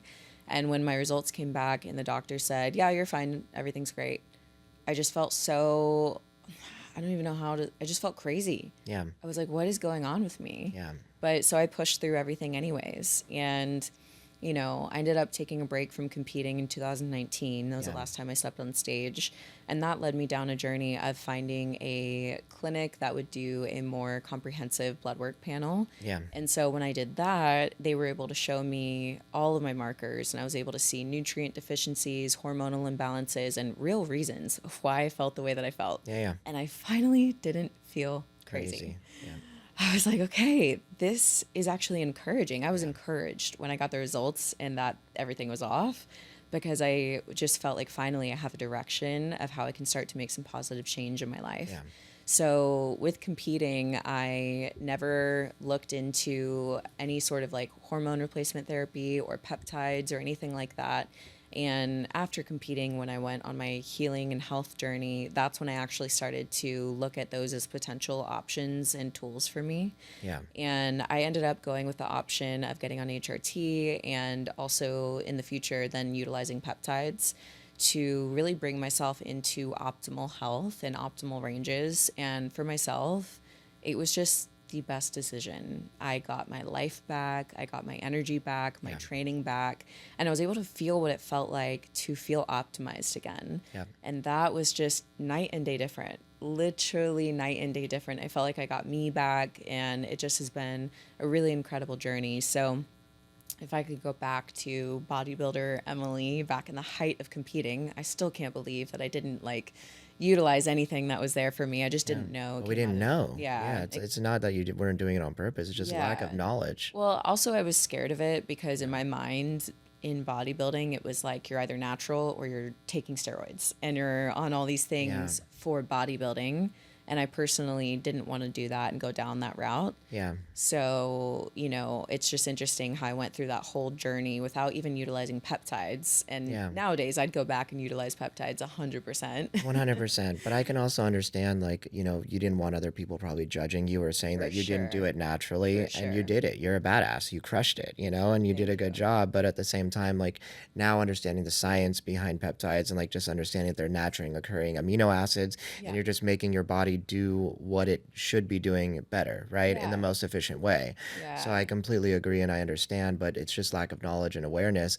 And I think a lot of this information didn't even really come out until the last couple years. Like, I didn't really feel like I started hearing a lot about peptides until like the last 2-3 years.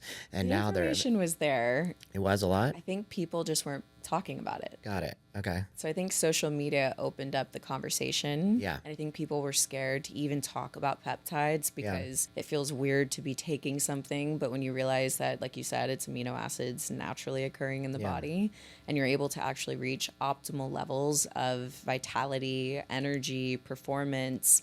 To me, as someone who I do love biohacking, I'm like, why would I not want to feel my best? Yeah. Why would I not want to give my body the best foods? And for me, it's the foundation first. Yeah. So number one is food, water, training, sleep. Yep. That needs to be 100% on point. And if that's on point, then I look to other tools that I can use to help me bring me into more optimal states or to achieve a certain goal. So now I just see it as amazing tools that are available for us that we can use for certain things and intentions. 100%. Yeah. And what you were talking about earlier, like for somebody who deals with like the medical system on a regular basis, most doctors, and especially when it comes through insurance, do not do anything comprehensive. They do the absolute minimum. So for anybody who doesn't understand how our insurance or systems work, doctors are actually incentivized to do less treatment and to not do the full breadth of what's necessary for that patient.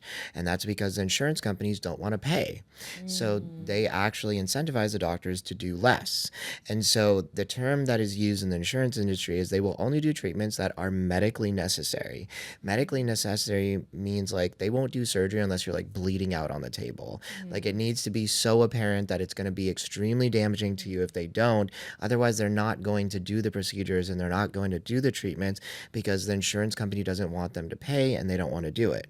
So for those of you that are looking to find your full hormone panel or to do a full comprehensive panel, you're probably going to have to find a naturopathic doctor. You're going to have to find somebody that you can maybe pay cash for, because a lot of times through insurance, you're not going to be able to get all those details and all that information. I know for me, like I have my own peptide doctor that I go through. He was recommended to me through my friend Teague, who's actually was working for a billionaire, and this guy he works with like the Stallones, the Kardashians, and a lot of very successful and famous people, and he's amazing. And so every 4 months he takes my blood, somebody comes to my house, I don't have to go anywhere, and they deliver the medications, the needles, and everything to my house, and it just like shows up at my front doorstep, and we have a full peptide regime. But like you pointed out with the full comprehensive panel, there were a lot of other things that were really off for me.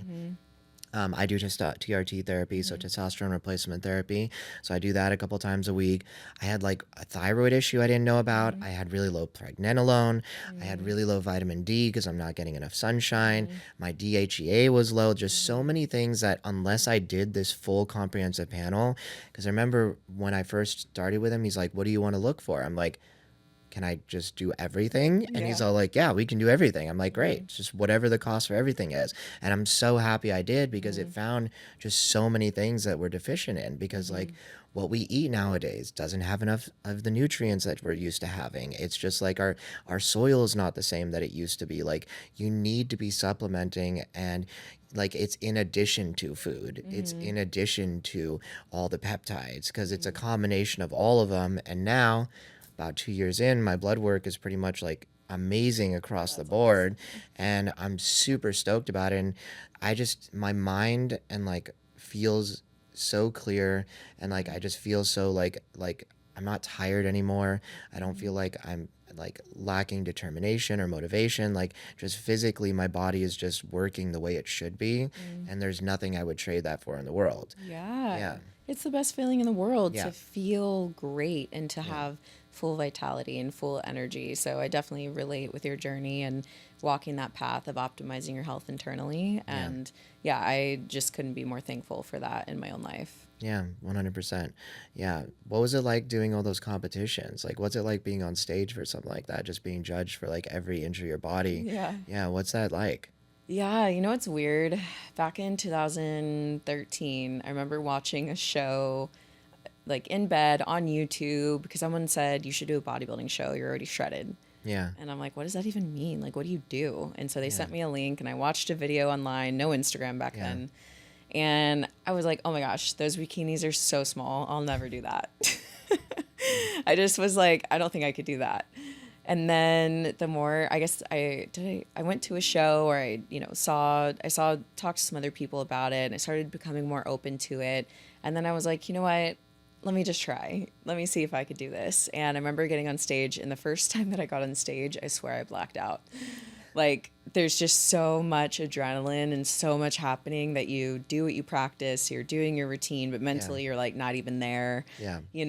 But I remember getting third at my first show ever. I thought that was Awesome. really cool, Yeah. and I enjoyed the whole process of it. And I thought it was cool how it really gave space for both what I feel is like the masculine energy coming through and then the feminine energy.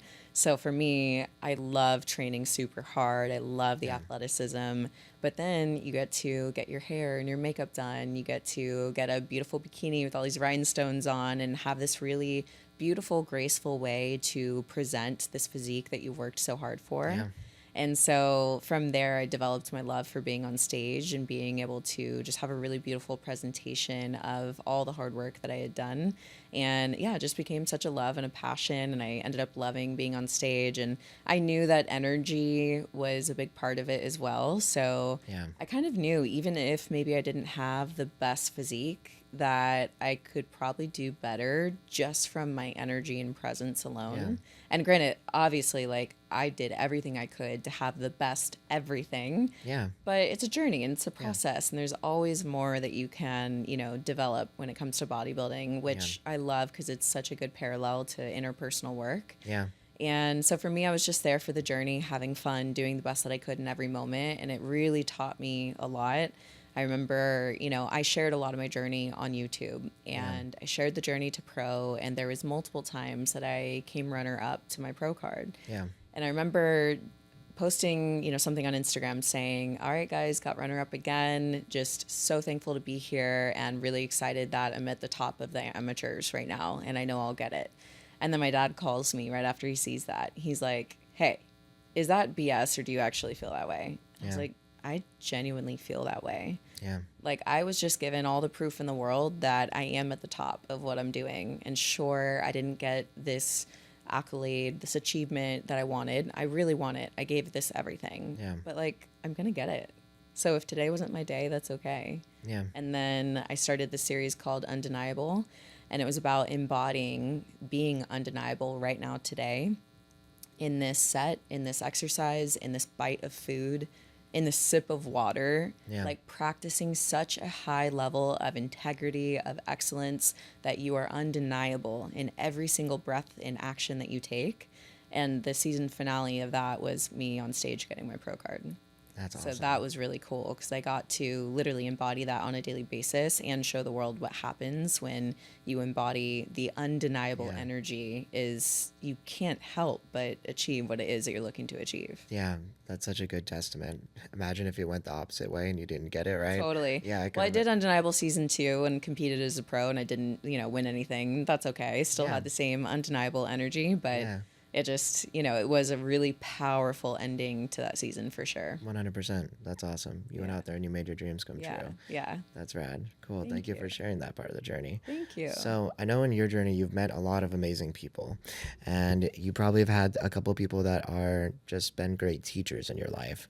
And I wanted to ask, like, are if maybe 1 to 3 or 1 or 2 teachers in your life, what are some of the greatest things that they've taught you, and how have they impacted your life? Wow, what a good question. I would say the first one that comes to mind is my dad.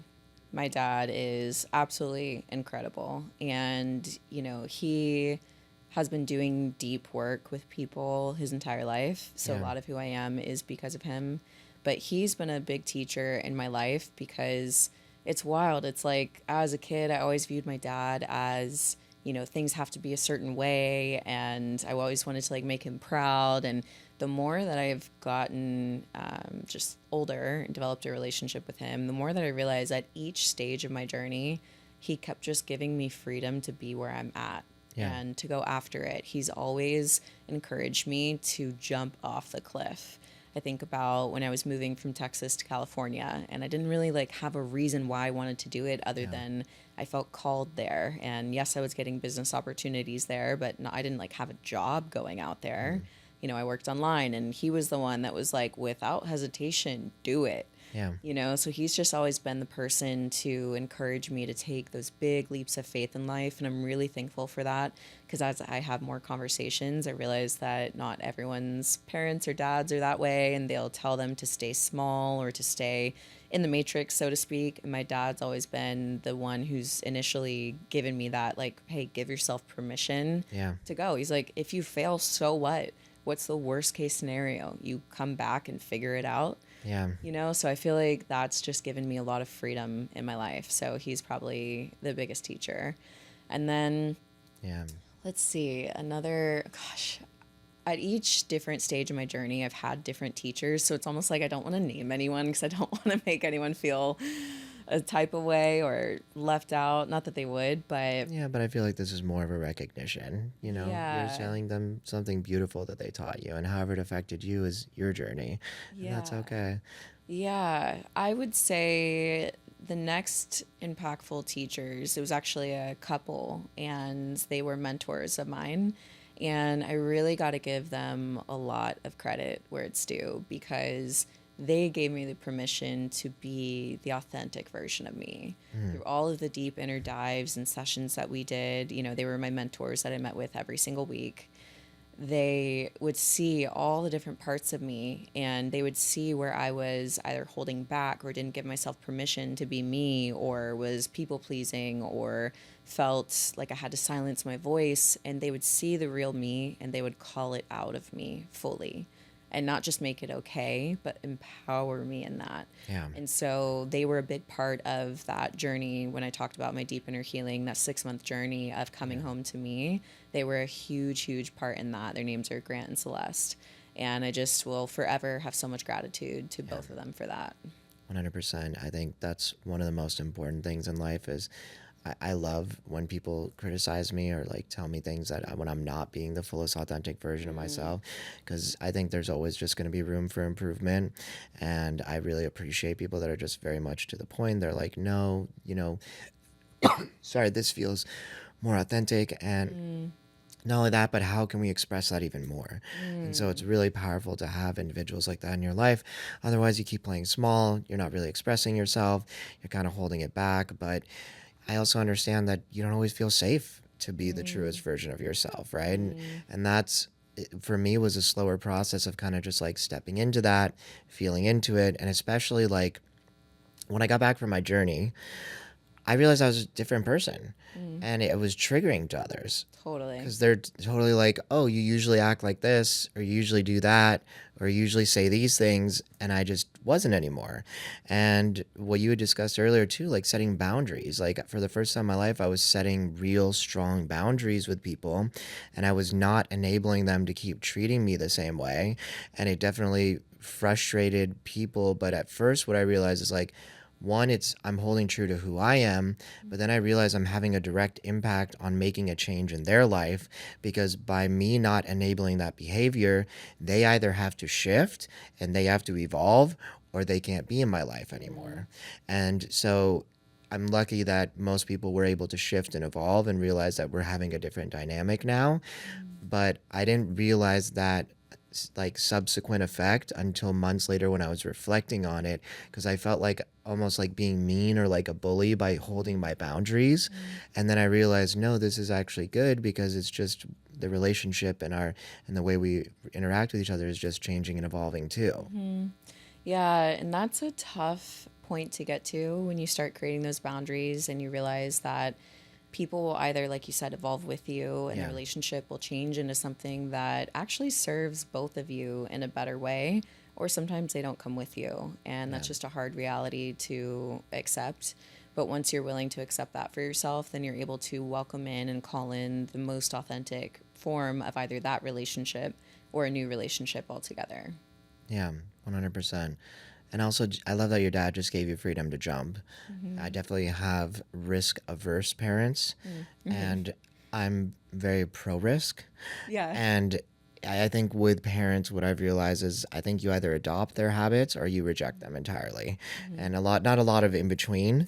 And for me, there's been some things that I really resonate with them, but then really when it comes to the risk thing, I'm just more for it, because I just realized that the higher the risk, the higher the reward. But if you're always playing safe, you're never going to really change, you're not going to grow, and you're not going to evolve. And so I could only imagine what my life would be like if I did have somebody pushing me to do more risks, or pushing me to just kind of jump off the ledge. But instead, it was very much a gilded cage that I grew up in. And so it was a lot of don't do that, don't do this, unless it was specifically aligned with what their desires were and what they wanted from me. So it's great to hear parents that are pushing their kids to just kind of go for it and try things all the time. Yeah, wow. Yeah, and it's really wild to hear how other people grew up, right? Yeah. Because the way that you grew up is kind of normal to you.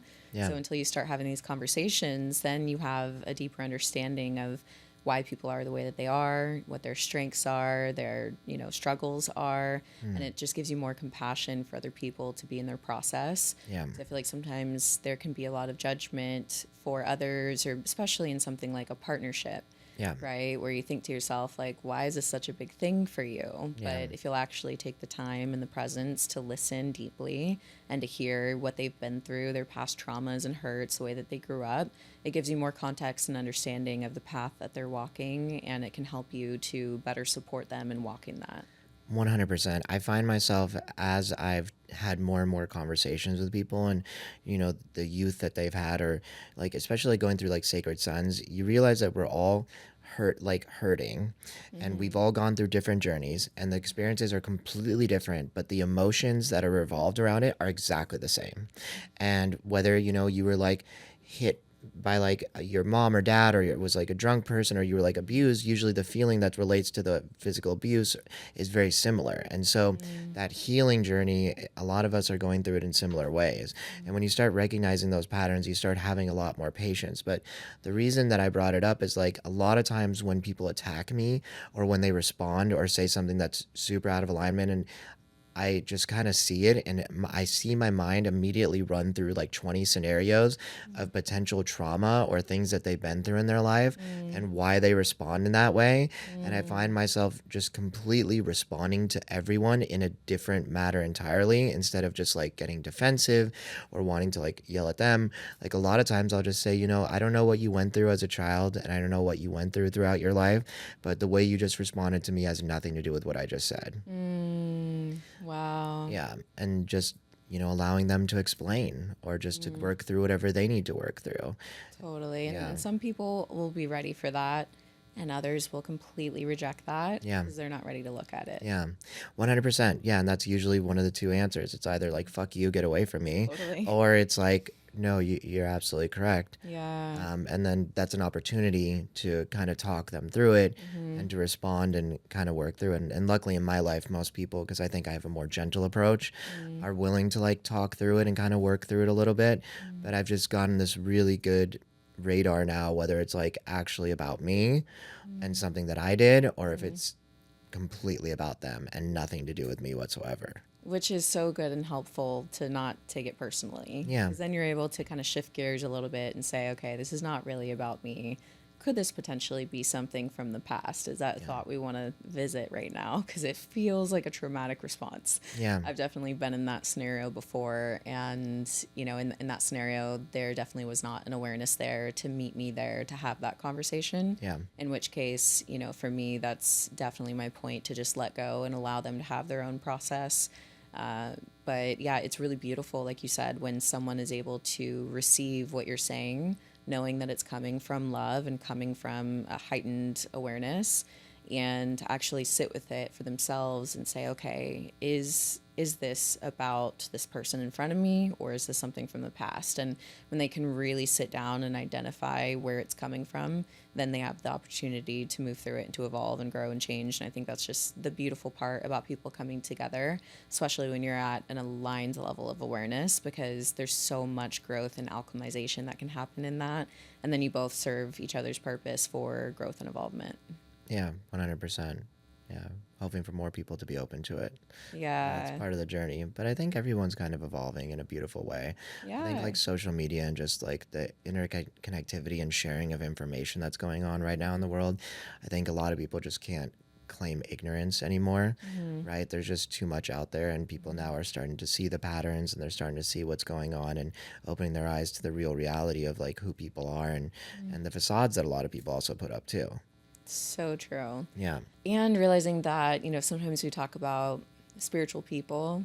Everyone is a spiritual person. Yeah. We're all spiritual beings having a human experience, Yeah. and we're all on our journey. Yeah. So just because someone's not doing the deep inner work, it doesn't mean that they are better or worse or anything in between than you. Yeah. They're literally a soul on their path. And Yeah. when and if it's time for them, they'll choose to do the work to start to evolve. And some people, maybe that's not their purpose in this lifetime. Maybe they don't choose to evolve in this lifetime, but they're working through other soul lessons that they came here to work through. So, for me, I've really learned to just release judgment in other people's process and in their path, which I think is like kind of hard, at least just speaking from my own experience. Sometimes when you've done a lot of work, you can, in a subconscious way, create inner judgments around other people that haven't done the work. 100%. And so I've really had to check myself on that Yeah. multiple times and really realize that if I have judgment, it's actually me that needs to do the inner work. 100%. I found myself judging people actually quite way more than I would like to admit. Yeah. And Blue of Earth was talking about something when I saw her speaking recently, and she was saying like sometimes I feel like when you've gone down the path and you've worked on yourself quite a bit, the people that are the most triggering, you're like, it's a lot of work to like go back and help them, right? Yeah. Or not go back and help them, that's not the right term, but like they're just the most triggering individuals and they're the hardest to work with. But those are the people that really need the most help. Totally. And when you've been working on yourself quite a bit, it's like you want to work, like for me, sometimes it's just like the amount of effort. Like I want to help people a little bit, but sometimes when I see that really hurt person, I realize how much time and effort it's going to take to work with that individual. And I sometimes judge them, and then I find myself realizing the things I'm judging in them are the things I judge in myself. So good. Yeah. Yeah, because everyone's a mirror. Yeah. Right? So it's like if I'm actually having judgment towards them, how can I find that within myself and transmute that? And when you don't have that energy, that vibration of judgment towards yourself in that regard, you literally won't see it in them. You'll have love and compassion for them. Yeah, for sure. Yeah, Peter Crone says the more relationships you have, the more you'll see where you're not free, because every single person around you just teaches you where you're not free. And like you brought up, everyone's a mirror, right? So if you're judging somebody because of what they're doing, what they're saying, what they're acting, maybe the way they look, maybe the way they dress, that's just what you do to yourself. And so I'm very much like consciously aware of it. And now I just try to see that when the person that is the most hurt or that they react in the most aggressive way, they're the people that need my attention the most. And that's where the love really needs to be poured in. And it's also going to take the most energy from you, but that's where it's also going to do the most work. A lot of times, like when I go to parties or hang out with friends, if there's somebody acting weird, I notice it affects the entire party, or their mood is low, or they're depressed, or they're just like not in a good mood, or they're acting strange. And so I just naturally always find myself gravitating to that individual because I know that if I can help them, I will raise the vibration of everybody that's around them. And so I think that's just a good tool for anybody that genuinely cares about others. Like the person that's suffering the most, they need you the most, and it's going to take the most effort and energy from you, but that's where you're also going to have the greatest impact. And so you should try to find those people so you can help them.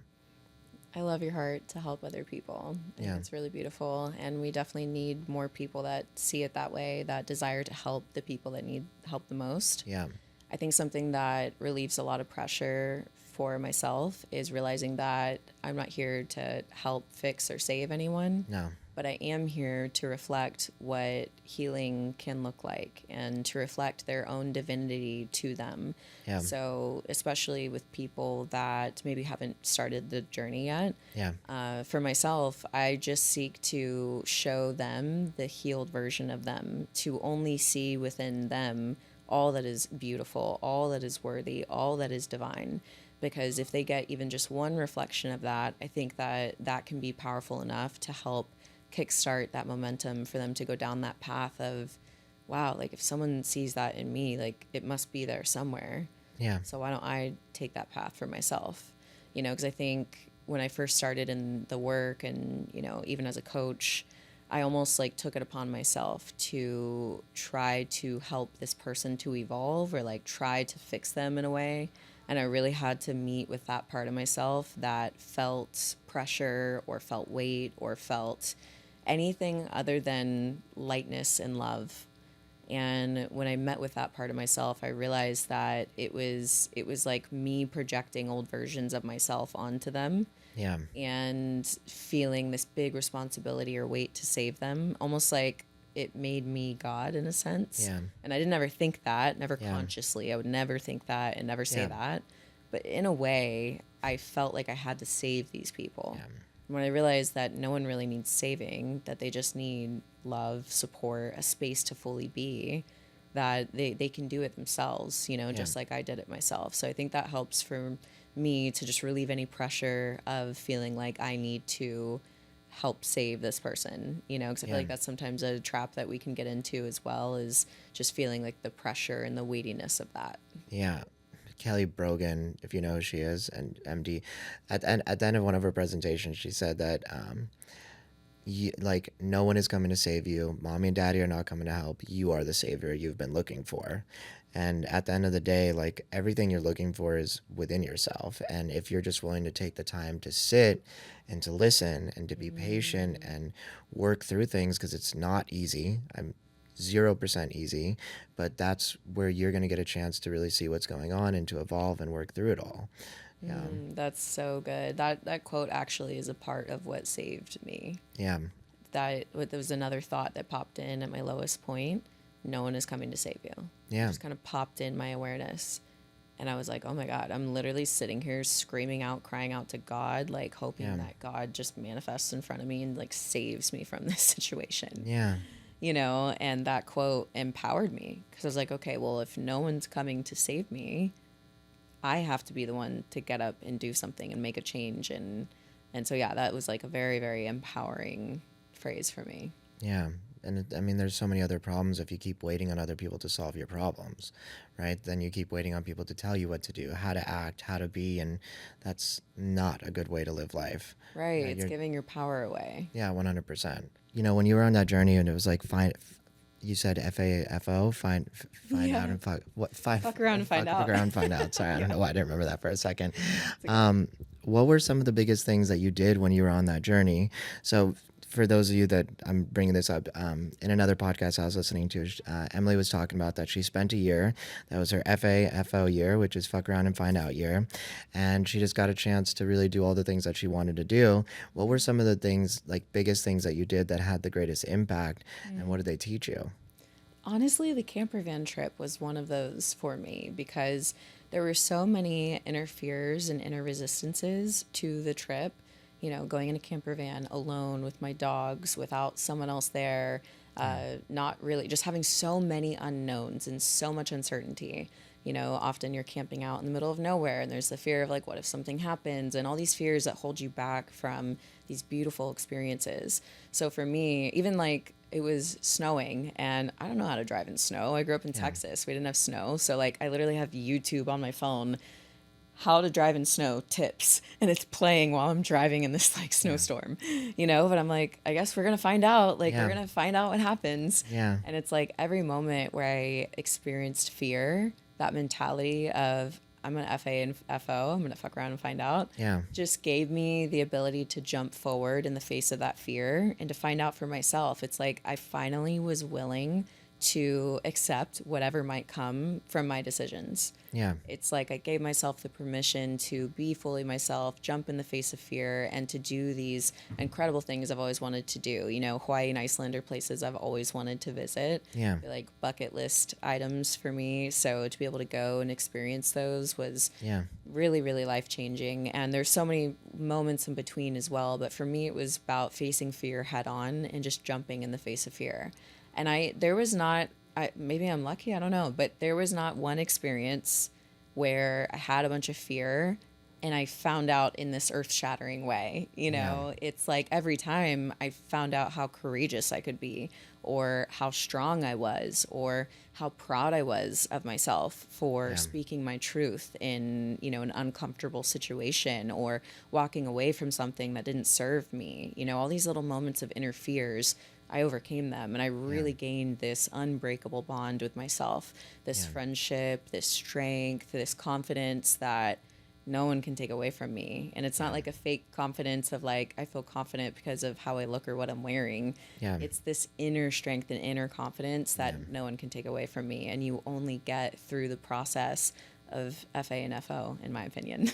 No, 100%. It's the, like I was talking about earlier, it's the surmountable evidence that you've done those things. Yes. You know, I can do hard things, not just because you say can do hard things, but because you've done hard things. So good. And it's a completely different experience. And I know for me in the last couple of years, anytime I'm scared of something, I know that's like where I need to go. And that's the growth that I'm really seeking. And if I can just step in and go for it, that's really the evolution that I've been looking for on that journey. And yeah, it's just a great recognition to you for going out there and just doing all the things, because just proving to yourself that you can is such a big part of just, for me, that's what helped me get on the path, was being like, I'm going to do all the things I'm scared about. I'm going to do all the things that terrify me. And then it's going to give me the courage to keep going down this road and to keep working on myself and evolving throughout the journey. So good. And it's so true. Once you just take that initial leap of faith and you gain that little bit of courage and confidence from it, it really does build that muscle. And then next time you're able to take that step and feel a little bit more confident doing it. And every time you do it, now all of a sudden it's like you come across these huge cliffs and you're running and jumping. You're getting a running head start because you know on the other side of that is the growth and everything that you desire. Yeah. It's 1:15. I do have a couple more things I would love to talk to you about. I don't know if you're in a hurry. No. Okay, cool. Awesome. Okay, I would love to ask. So I know you do public speaking, and it's something that I'm interested in. And I'm just wondering, like, when you were like coming together with like what your topic is and what we were talking about, like, what was that journey like? And then, I mean, like, obviously through hearing, this conversation, I can see how it probably developed and evolved. And then secondly, how did it come to like getting gigs? Like, did people just start reaching to you as they saw you on social media, or was it something that you were reaching out to people and being like, I think I really align with you. I would love to come talk at your thing or be able to support in whatever way, because I just love to hear how that journey went, because it's something that I'm interested in moving towards in the next shift in my life. Yeah, well, I'll definitely share mine. I think everyone's energy is so different. Are you familiar with human design? Yes. Okay. I just had a long conversation with somebody about my human design. I'm a projector, and I so am too. oh, no shit. Okay, perfect. Okay, Yeah. this is going to be helpful for you then. Awesome. And Fantastic. that's why I ask, because my way of doing things really is not how everyone operates best. Projectors are, I think, one of the smallest percentage of people. Yeah, and like, for me, it's like knowing that when I'm invited to places, I'm gonna have way more fun than when I just show up. And like, there's always a big difference between knowing you can go and being invited somewhere. And that's something I've had to learn the hard way. My spleen is my intuition, which I can never fucking hear, but that's something that like, as you get more in tune with it, you then start to hear it more and more. And then like, my thoughts are, my intuition is just my connection to God. And like, as that connection gets deeper and the more I listen to my intuition, the more it becomes a muscle that I can hear. But in the beginning, I couldn't hear shit. It's like it yells out once and that's about it. Yeah. Totally. Yeah. Okay. So I love this. This will help. Yeah. So I built a large audience online through my YouTube channel, through my Instagram, through my podcast. Yeah. So I think that definitely put me in a position to receive more invites. So mine has all been through invitations. But as I've dove deeper into human design, I realized that is the strategy, is waiting for the invitation. Yeah. So not to say that we can't ever reach out and just say, hey, if you happen to invite people to this, I would love that opportunity. I'm not saying that can't be a strategy that we use at a certain point. However, especially what I've walked through in the last couple of months of my life, everything is literally coming to me. The amount of invites that I've gotten since being back in LA, where I felt my soul was calling me to, it was one of those intuitive nudges that I listened and responded to. Yeah. And since being here, I've gotten so many invites. And those invites have been so aligned and so good. So I just share that because I think for us, the strategy really is the invitation. And I do think that there are things we can do to put ourselves in a place of receiving the invitation, meaning I got the soul calling to move back to LA. If I didn't move to LA, I wouldn't have been walking my dogs in that neighborhood, and I wouldn't have ran into that author and gotten the invite to go to Mexico. There's a lot of other examples I could give like that. Literally just Yeah. walking in the gym and someone saying, "Oh, I was looking for a host for this thing and I couldn't think of anyone, but you're right here and I Yeah. think you'd be great." Yeah. And I'm like, it can be this easy. Are you Yeah. kidding? Like, I just get to be myself Yeah. and embody my authentic energy and share that energy in every room that I walk into. And it can Yeah. literally just magnetize everything that's truly aligned for me. Yeah. Yes, the answer Yeah. is yes, it can. Yeah. And as far as figuring out my topic, I've talked about different things at every event that I've spoken at. So for me, it's kind of been tuning into what is the event Yeah. and how can my message and what I've walked through serve the people that are there. Yeah. So maybe one is more personal growth oriented and Yeah. maybe another one is more business oriented. I definitely have the same core message of embodying your authentic self and walking the path to true soul freedom, but I might just cater it a little bit differently based on the audience that is there. Got it. Yeah, I understand that. Having going back and forth between professional and like some of my personal life, it's like understanding which conversations, which words, and what's going to resonate most with individuals, and realizing too that there's some universal language that resonates with everybody. So being able to balance all of that, that's Yeah, really cool. Yeah. absolutely. And realizing too that we're all human. Yeah. And I think bringing the humanness into any room that you walk into really helps people to connect at a deeper level. Yeah. And also realizing that it's not about you. Yeah. Really realizing that when you're a speaker, the best speakers make it about the person that's there. Yeah. And it might be an audience of 10. Treat it like it's an audience of 1,000,000. Yeah. Yeah. Like, treat it like it is the most important gig that you are doing. And when you do that and you're really there to serve and to empower and to equip the person that's there, then it also just takes the pressure off you because you really are a vessel, you're an instrument for the divine to speak through, Yeah. to really channel through to the person that's there. Sometimes we go through this in so many different phases of life, like what you were talking about. You could do it for yourself to feel good, to say that you're a speaker. You could do it to help out someone's business. Maybe it's their retreat, so you're doing it for them, or you could do it to be of service to the collective. Yeah. And so when you're doing it to be of service to the collective being whoever the people are that are in front of you, or maybe if it's online, amazing. That's when I think you're going to have the most impact and the ripple of impact as well. The people that you impact are then going to go and make an impact in their lives and their community. And I believe that that's what will be universally supported, and that the universe, God, source will want that message and you to be spreading that message even further. So I just really believe that we are divinely guided and supported when we are being our most authentic selves and we're in our mission and of service, that will be supported on every level and in every dimension. Yeah, 100%. And I love even too that you use universe, source, God, because it's like you're hitting all three of the different types of audiences, right? Yeah. And the reason I bring it up is because I see that as a way of respect, because you're trying to respect wherever people are in their journey. And the reason she uses all three terms, in my opinion, and you can tell me if I'm wrong, is because some people might just see it as a universe, some people might see it as source, or some people might recognize a direct connection with God. And, for someone like me, like I believe in God. And so for me, that resonates there. But I also understand the reason that you bring up all three, because we don't want to push anybody away, and we don't want anybody to feel discluded from the conversation, whatever your beliefs are, right? And so a lot of recognition for your use of language, because it's very good.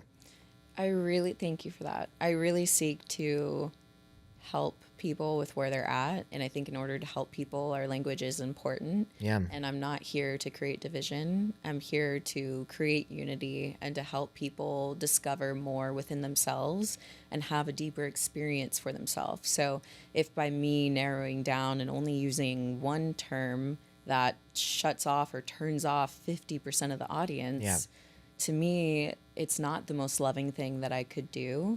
If there's another option, to make them feel warm and open to the possibility of something greater than themselves, then now they're going to be able to be helped on a level that maybe I wouldn't be able to help them on if they were to immediately just shut off the second that I, use a certain term, which I know everyone has their own method, and I don't think one is right or wrong. There are some people that feel very strongly about what term they use when referencing what they believe. Yeah. And I also hold space for that. They have audiences for that. They have people for that. currently with where I'm at, I just have a very expanded belief and a expanded perspective on things, one that I seek to just be able to hold a lot more than just one way of believing and thinking. 100%. And if there's anything I've learned in life is that people will not hear you if they're angry or they're triggered or they're like out of whack. And so like also understanding like one, not everybody's always going to align and they're always going to hear what you're saying, but just knowing that there is certain language and there is certain things that are very triggering for other people and Yeah. being aware of that. Yeah. Because especially if you're trying to share a message and you want it to be received, you don't want to immediately just blockade some people and cut them off just because of the words that you use or the way maybe the story that you told. And so it's important to try to be the most authentic version, but also not to push people away. It's that balance. Yeah, and embodying what feels true for you, Yeah. while giving the freedom of different expressions. Yeah. I think that's beautiful too, is hey, I relate to it as God, but if you see it as source or universe or divine intelligence, then incredible. Yeah. Ever since I was a little girl, I always felt like we were all talking about the same thing in a way that makes sense to our psyches, culture, the area of the world that we grew up in, and our environment. Yeah. Because I remember when I was really little, I thought about people across the world. And, I grew up in Christianity. And part of Christianity is that if you're not a Christian, then you're going to hell. Yeah. And I remember as a little girl, I would cry about girls that grew up and were born across the world because I was like, you're telling me that they're going to hell because they just were born in a different part of the world? Yeah. And I just couldn't come to grasp with that. And, now I don't really fully align with the religion of Christianity. I will say that it's definitely my foundation for a lot. But where I've grown into is really expanding beyond the man-made religion that it became, and my relationship to my higher power, which is God, source. I see that as the foundation for everything. And the way that I view that is love. Like where we come from is love, but not love the way that humans view love or even experience love. To me, the way that I believe in that is it is unrelenting. It is a relentless love. It is an unconditional love. It is higher than the human perspective of love. And so for me, if there really is this loving higher power, to damn one of his creations to an eternity of suffering, I simply don't align with that. I don't believe in that anymore. And so, yeah, I have a very expanded way of talking about my relationship with higher power and source, also based on the experiences that I've had. Once I've had some experiences that I have had, very spiritual experiences, I realized, wow, there is a lot that I do not know. And this is way beyond anything I've ever experienced before. Yeah. And it just gave me a better understanding that all the ways in which I thought I had it figured out, man, it's like we know a fraction. We understand a fraction of what actually is out there and true. So now I just have the curious and open-minded perspective to continue to experience truth. And what really gave me the freedom to go on that path for myself, because I did need a lot of encouragement to go on that path, because I was brought up in a system of fear where in my experience of religion, there's just so much fear ingrained in you that if you do this, then this is bad, or this is demonic, or this is going to damn you to hell, and this is good, this is bad, this is evil, this is good, right? Yeah. And so in that, it just creates a system of fear that what if I do something that's bad? Will God leave me? Will God no longer love me? And I had to go on my own path. And when I did, I just said a prayer and I said, God, I know that you're real. Like if I know anything, I know that you're real. I know that you exist. I know that you are divine, God, higher source, whatever the term is. And I want you to know that my heart is devoted to you, not to religion, not to someone else's wisdom, not even to a textbook. Yeah. My heart is fully devoted to you, fully devoted to the truest of truths, to capital T, truth. So I trust that I'm guided by you, and anything that I need to experience for my own soul's learning and growth, I'm willing to experience it.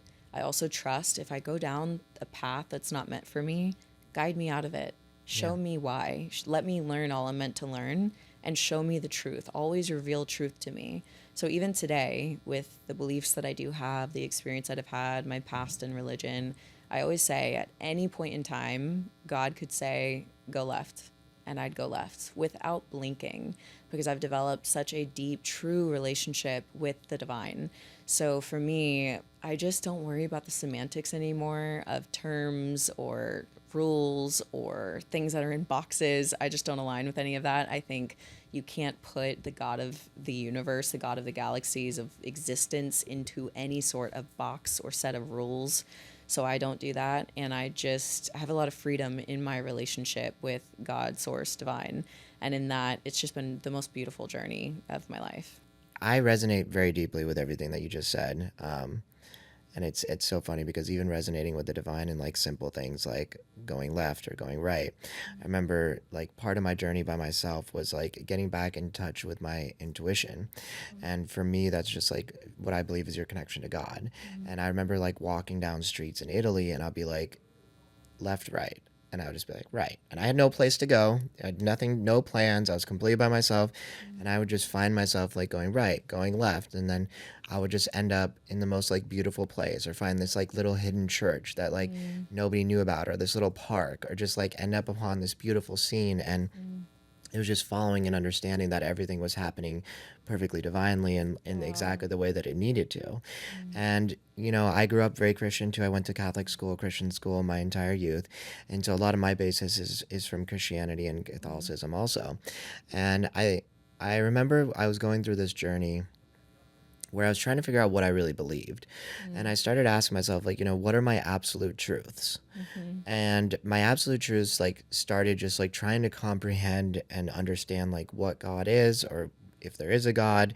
And for me, like, you know, at first it started off as like just understanding there's this energy or there's something that created the universe, and whether that energy is sentient or not, I'm not sure. Then evolving into, you know, understand what I believe is like we're just continuously in a conversation with God all day long. And when you're looking for something, or when you are like, oh, maybe my intuition's pointing me to this book because I need to learn about this thing, or maybe I want to start this business, and my mind goes, oh yeah, remember that person or Emily that you met on that podcast? Maybe you should call her. And that's like my intuition and connection with God, constantly having this conversation to help me to grow and to evolve. And so coming to the conclusion that there was God just allowed me to deepen this connection and understanding and feeling, like you said, God is true love and God is unconditional love. And I believe that God wants you to live your life to be the truest version of yourself and to do all the things necessary to evolve into who you're meant to be. And with that belief, you know, I look at religion and I think that religion should be called religion. Just what set of rules do you abide by? Wow. And with that understanding, it's something like I believe a lot of times church and like religions are pushing from a place of fear. And that's not what God is about. And that's not what Jesus was talking about. That's not what Buddha was talking about.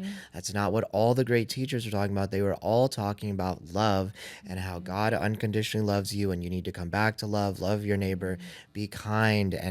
And a lot of times it's like, if you don't do this, you're going to burn in hell. If you don't do that, you're going to burn in hell. If you do this, you're going to burn in hell. Instead of like, oh, just live this life, be kind to everyone, and like, you know, like the exact opposite feeling. Like I feel like almost like retraction a lot of times when I get the lessons in church instead of like an expansion. And so that was something that I worked through a lot. And I just, the way I look at it is like, we're all trying to get to the same place. We're all trying to get back to unconditional love. We're all trying to get back to God, universe, source, whatever your beliefs may be. You might just be taking the 5. I might be taking the 405. Totally. They're taking the toll road and they're So on a much good. faster pace, but we're all trying to get back to the same place. I don't care how you get there. Do it whatever way works best for you. And whatever that journey is and however that works for you is beautiful. And it's not like if you don't do this and you don't do this, you're going to burn in hell. And like, I also have another opinion about how, like, through a medicine journey that I had, you know, I was having this conversation, like, for lack of a better term, having a conversation either to myself or with source, whatever you want to call it. And I asked the question, like, is there heaven or hell? And like through the reflection of what was being like shown to me and just like very clearly like said back to me was, don't you realize that right now is heaven or hell? Mm-hmm. It's up to you. Woo.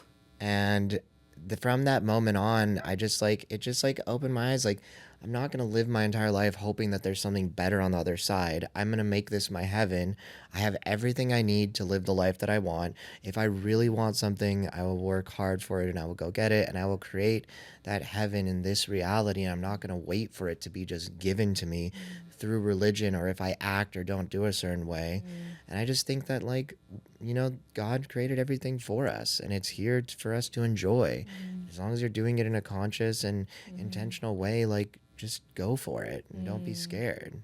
So good. I resonate so much with everything you just shared. And, I also really respect the different religions that are there. And I even look at my own journey with it. Yeah. It did so much good in my life. Yeah. And I also believe that what you're saying with the 405 or the tollway, I think that there's different paths for the different level of consciousness that we're at as well. Yeah. And that different pathways serve us at different periods and seasons of our lives. Yeah. So that's why I look back on, that season of my life when I was super in it and it really served me well in a lot of ways. And that's why when I felt like I was being called out of it, there was such an internal battle and struggle because there was so much fear present. But like what you were saying, God does not operate from fear. God operates as love, is love. Yeah. So in that, it just allowed me to have a lot more freedom in my journey to go and experience life and realize that we didn't come to life to get everything right. Yeah. We didn't come to life to have this perfect life. Like, it's the human experience. We're going to go through pain and heartache and lessons. And, the hope is that we actually learn from what we go through so that we don't repeat the patterns. But yeah, I just feel like we need more permission to have the human experience and understand that we're actually loved no matter what. Yeah. Literally no matter what. I feel like I was able to experience God's compassion in a moment after a podcast interview. It's an episode that's on my show, the Evolve with Emily show, where I interviewed a former member of the cartel who got out of the cartel. But he shared in this moment how he was able to forgive someone that tortured him as a child. And when he said that, he really meant it. When someone really speaks with conviction, you can tell they actually forgive this person and mean what they're saying. Yeah. I felt that. And I stopped him. I said, wait, hold on. How did you actually forgive this person? Yeah. And he broke down crying and said, you just never know what someone's been through, and it doesn't make it okay. Yeah. But I forgive him, and I love him, and I hope he finds peace, and I hope he finds love in his heart. And when he left, I felt like just this wave of divine compassion that hit me. Compassion for people that do the worst of things that I would judge them for, things that I would say, yeah, maybe that person deserves to go to hell. Yeah. For torturing people and for doing these things. And his level of understanding and love and compassion for this person that tortured him as a child, like, deeply impacted me in a way where I'm still talking about it years later. For sure. But it just gave me this deeper level of understanding and compassion that God, real source God, really loves at a level that our human minds can't comprehend, because we have so much judgment, fear seated inside of us at a cellular level. Yeah. So for us to create a God out of our own understanding, where we say, yeah, that makes sense that we should be punished forever for doing this, that's a God at the human level of unconsciousness, of unconscious awareness. Yeah. And so, yeah, the more that I've grown and developed and heightened in my level of awareness, the deeper that I've understood what love really is. Yeah. And I'm still understanding it and deepening in it and learning it, from my own experiences and from that relationship. And I really loved what you shared about building that relationship and that connection to your intuition, even through something as simple as I'm walking down the street. Okay, which way? Yeah. I don't know if it's right, but I'm going to go left. Yeah. And I don't know if the next one is right, but okay, let's go right now. Yeah. And you end up at this beautiful place. Is that not just such a picture of what it looks like to be in divine flow? Yeah. When you listen to those inner nudges and those inner whispers, and you end up having this absolute beautiful experience of life. that's currently what I'm experiencing right now in such a profound way that it's really shown me that life can be easy in the sense of it can be in flow, but it can only be in flow when you are fully authentic. You're showing up to life with full honesty as your fullest self. You're listening and responding to those nudges, and you're really embodying who you came here to be. And when you're doing that, it just feels like all of the world is on your side. Yeah. Yeah, there's a lot there that I really, really resonate with, and I completely agree with you. And, you know, when you were talking about the guy that was traumatized, you know, if there's one thing I've just like realized is, you know, hurt people usually hurt people. So we don't know what that man went through to the fact that he had to then hurt this child and basically affect him in that way. And understanding too that like I think a lot of times God gives you exactly what you can handle. So this individual, the previous cartel member, maybe part of his journey was to come here and to help this sick person who was severely injured or severely traumatized and was passing it down, but this guy was strong enough that he's going to end the cycle. And I think a lot of times God gives you exactly what you can handle, and sometimes it's more than you can handle. But if you're willing to like fight through it, you will have enough strength to get through it all. And you also brought up this thing about like not wanting a perfect life. Like the truth of the matter is, I've learned that if you want to be strong, God will give you situations to grow your strength. If you want to be patient, He's going to give you a lot of opportunities to be hella impatient. And so in life, like the things that you really want to be and things you want to embody and the things you're meant to embody, you're never going to get them if everything's easy. You're never going to grow and you're never going to change. Like even in business, right? Like you're never going to get to the next level if everything's just going smoothly. You really only learn from mistakes. And as the more mistakes you make, the more successful I feel like those individuals are because they realize how to not do things. Like I think it was either Warren Buffett or Bill Gates. Somebody asked them, what's the number one piece of advice that I can give you? And they said, fail faster. That's awesome. Like just fail faster. You know, don't get stuck.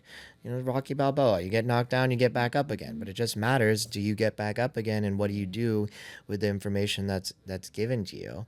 And yeah, I mean, this journey is a wild one. And as I realize everything I ask for in life, even though it might not be here now, as I get older, I realize I got pretty much everything I really asked for in life. And the more crystal clear that I get on it and the more detailed I get, the more like the quicker I get it and the faster, but it never comes the way that I expect. And it always comes in a way that surprises me, but it does always show up, and a lot of times it ends up kicking my ass along the way. Totally. And that's okay. And that's something that I realize it's because I wasn't strong enough, or I wasn't wise enough, or I did not have the skills, or I did not have the resources or the intelligence to hold whatever I was asking for. And I needed to evolve or grow or change into the person that was ready to receive that gift that I was asking for. And so, yeah, just be careful what you ask for because it will come. I remember I was in the sauna, and that's usually where I meditate and I ask for things and I pray and I manifest things there. And being in the sauna, I remember I like usually ask for things like to God. I'm like, I want this, I want that. And then I just had this moment where I realized I just had like the toughest year of my life. And I was like, you know what? I'm good. I actually don't want anything. I know everything that I really want. I'm already doing the things to get it, and they're coming. I'm going to hold off for a while and not ask for anything. And it was just this moment of like, I felt like where I had grown up a bit, like kind of like as a human being in general, like, you know, like I evolved from a level 2 Pokemon to level 3 Totally. Pokemon. And it was just this huge awareness that I have everything I need, and what I really want, if I want it, I'll go out there and get it. But I need to stop asking for stuff if it's not really what I want, and just be patient with myself. It will show up when it's needed. Love that. Yeah, definitely a bit of wisdom, I think, Yeah. for everyone. Realizing that everything is divinely orchestrated. So if it's a part of your experience right now, maybe it's there for you to transmute it and learn the lesson and move on and choose different for your life, or have different requests Yeah. of what you put out there. Or maybe it's something that you're meant to navigate through the waters, and that thing ends up being, the thing that you really want in life, but it's only through facing the hard truths that it brings up. Like you were mentioning, sometimes you'll ask for something and not realize that you don't have the capacity to hold it, but you don't know that you don't have the capacity to hold it until you have that reflection. Yeah. And then once you have that reflection, now it's like, here's your next curriculum for the things that you need to go and work on. Yeah, 100%. Okay, I know we've been going for a minute here. Yeah. So I just want to ask, final question. What is one thing or the main thing that you'd like to leave our listeners with today, or one piece of advice that you'd like them to hold true in their hearts and their journey? I know we've covered a wide range of topics today, and I just wanted to also say this was a freaking awesome conversation. And I'm really glad that we got to cover all the things that I really wanted to cover, and really resonate with you on a lot of deep levels. And it's been great to connect with you and hear your perspective and dive in deeper, and just thank you for taking the time today. Absolutely. Yeah, I love podcasting for this reason. When you find people you're aligned with, it just becomes a really beautiful moment in time. And I always say, even if this never made the internet, Yeah. it was worth it to me. I find value in 100%. this. Yeah. So, yeah, the thing that I think I'd like to leave with listeners today is to try on the lens of love. So, whatever it is that you're going through in life, whatever challenges you're facing, or maybe whatever reflection you're seeing, maybe it's a reflection in someone else, or maybe it's you literally looking in the mirror, take off the current lens that you've been looking at this through and put on the lens of love. And then open your eyes, and through the lens of love, what do you see? What do you see about yourself, the situation, the challenges in front of you, and how can you bring love into this situation, into this relationship, and see how that shifts what it is that you're navigating. Those are powerful and beautiful words, and it will change your perspective and the way you look at life entirely if you're able to put on that lens.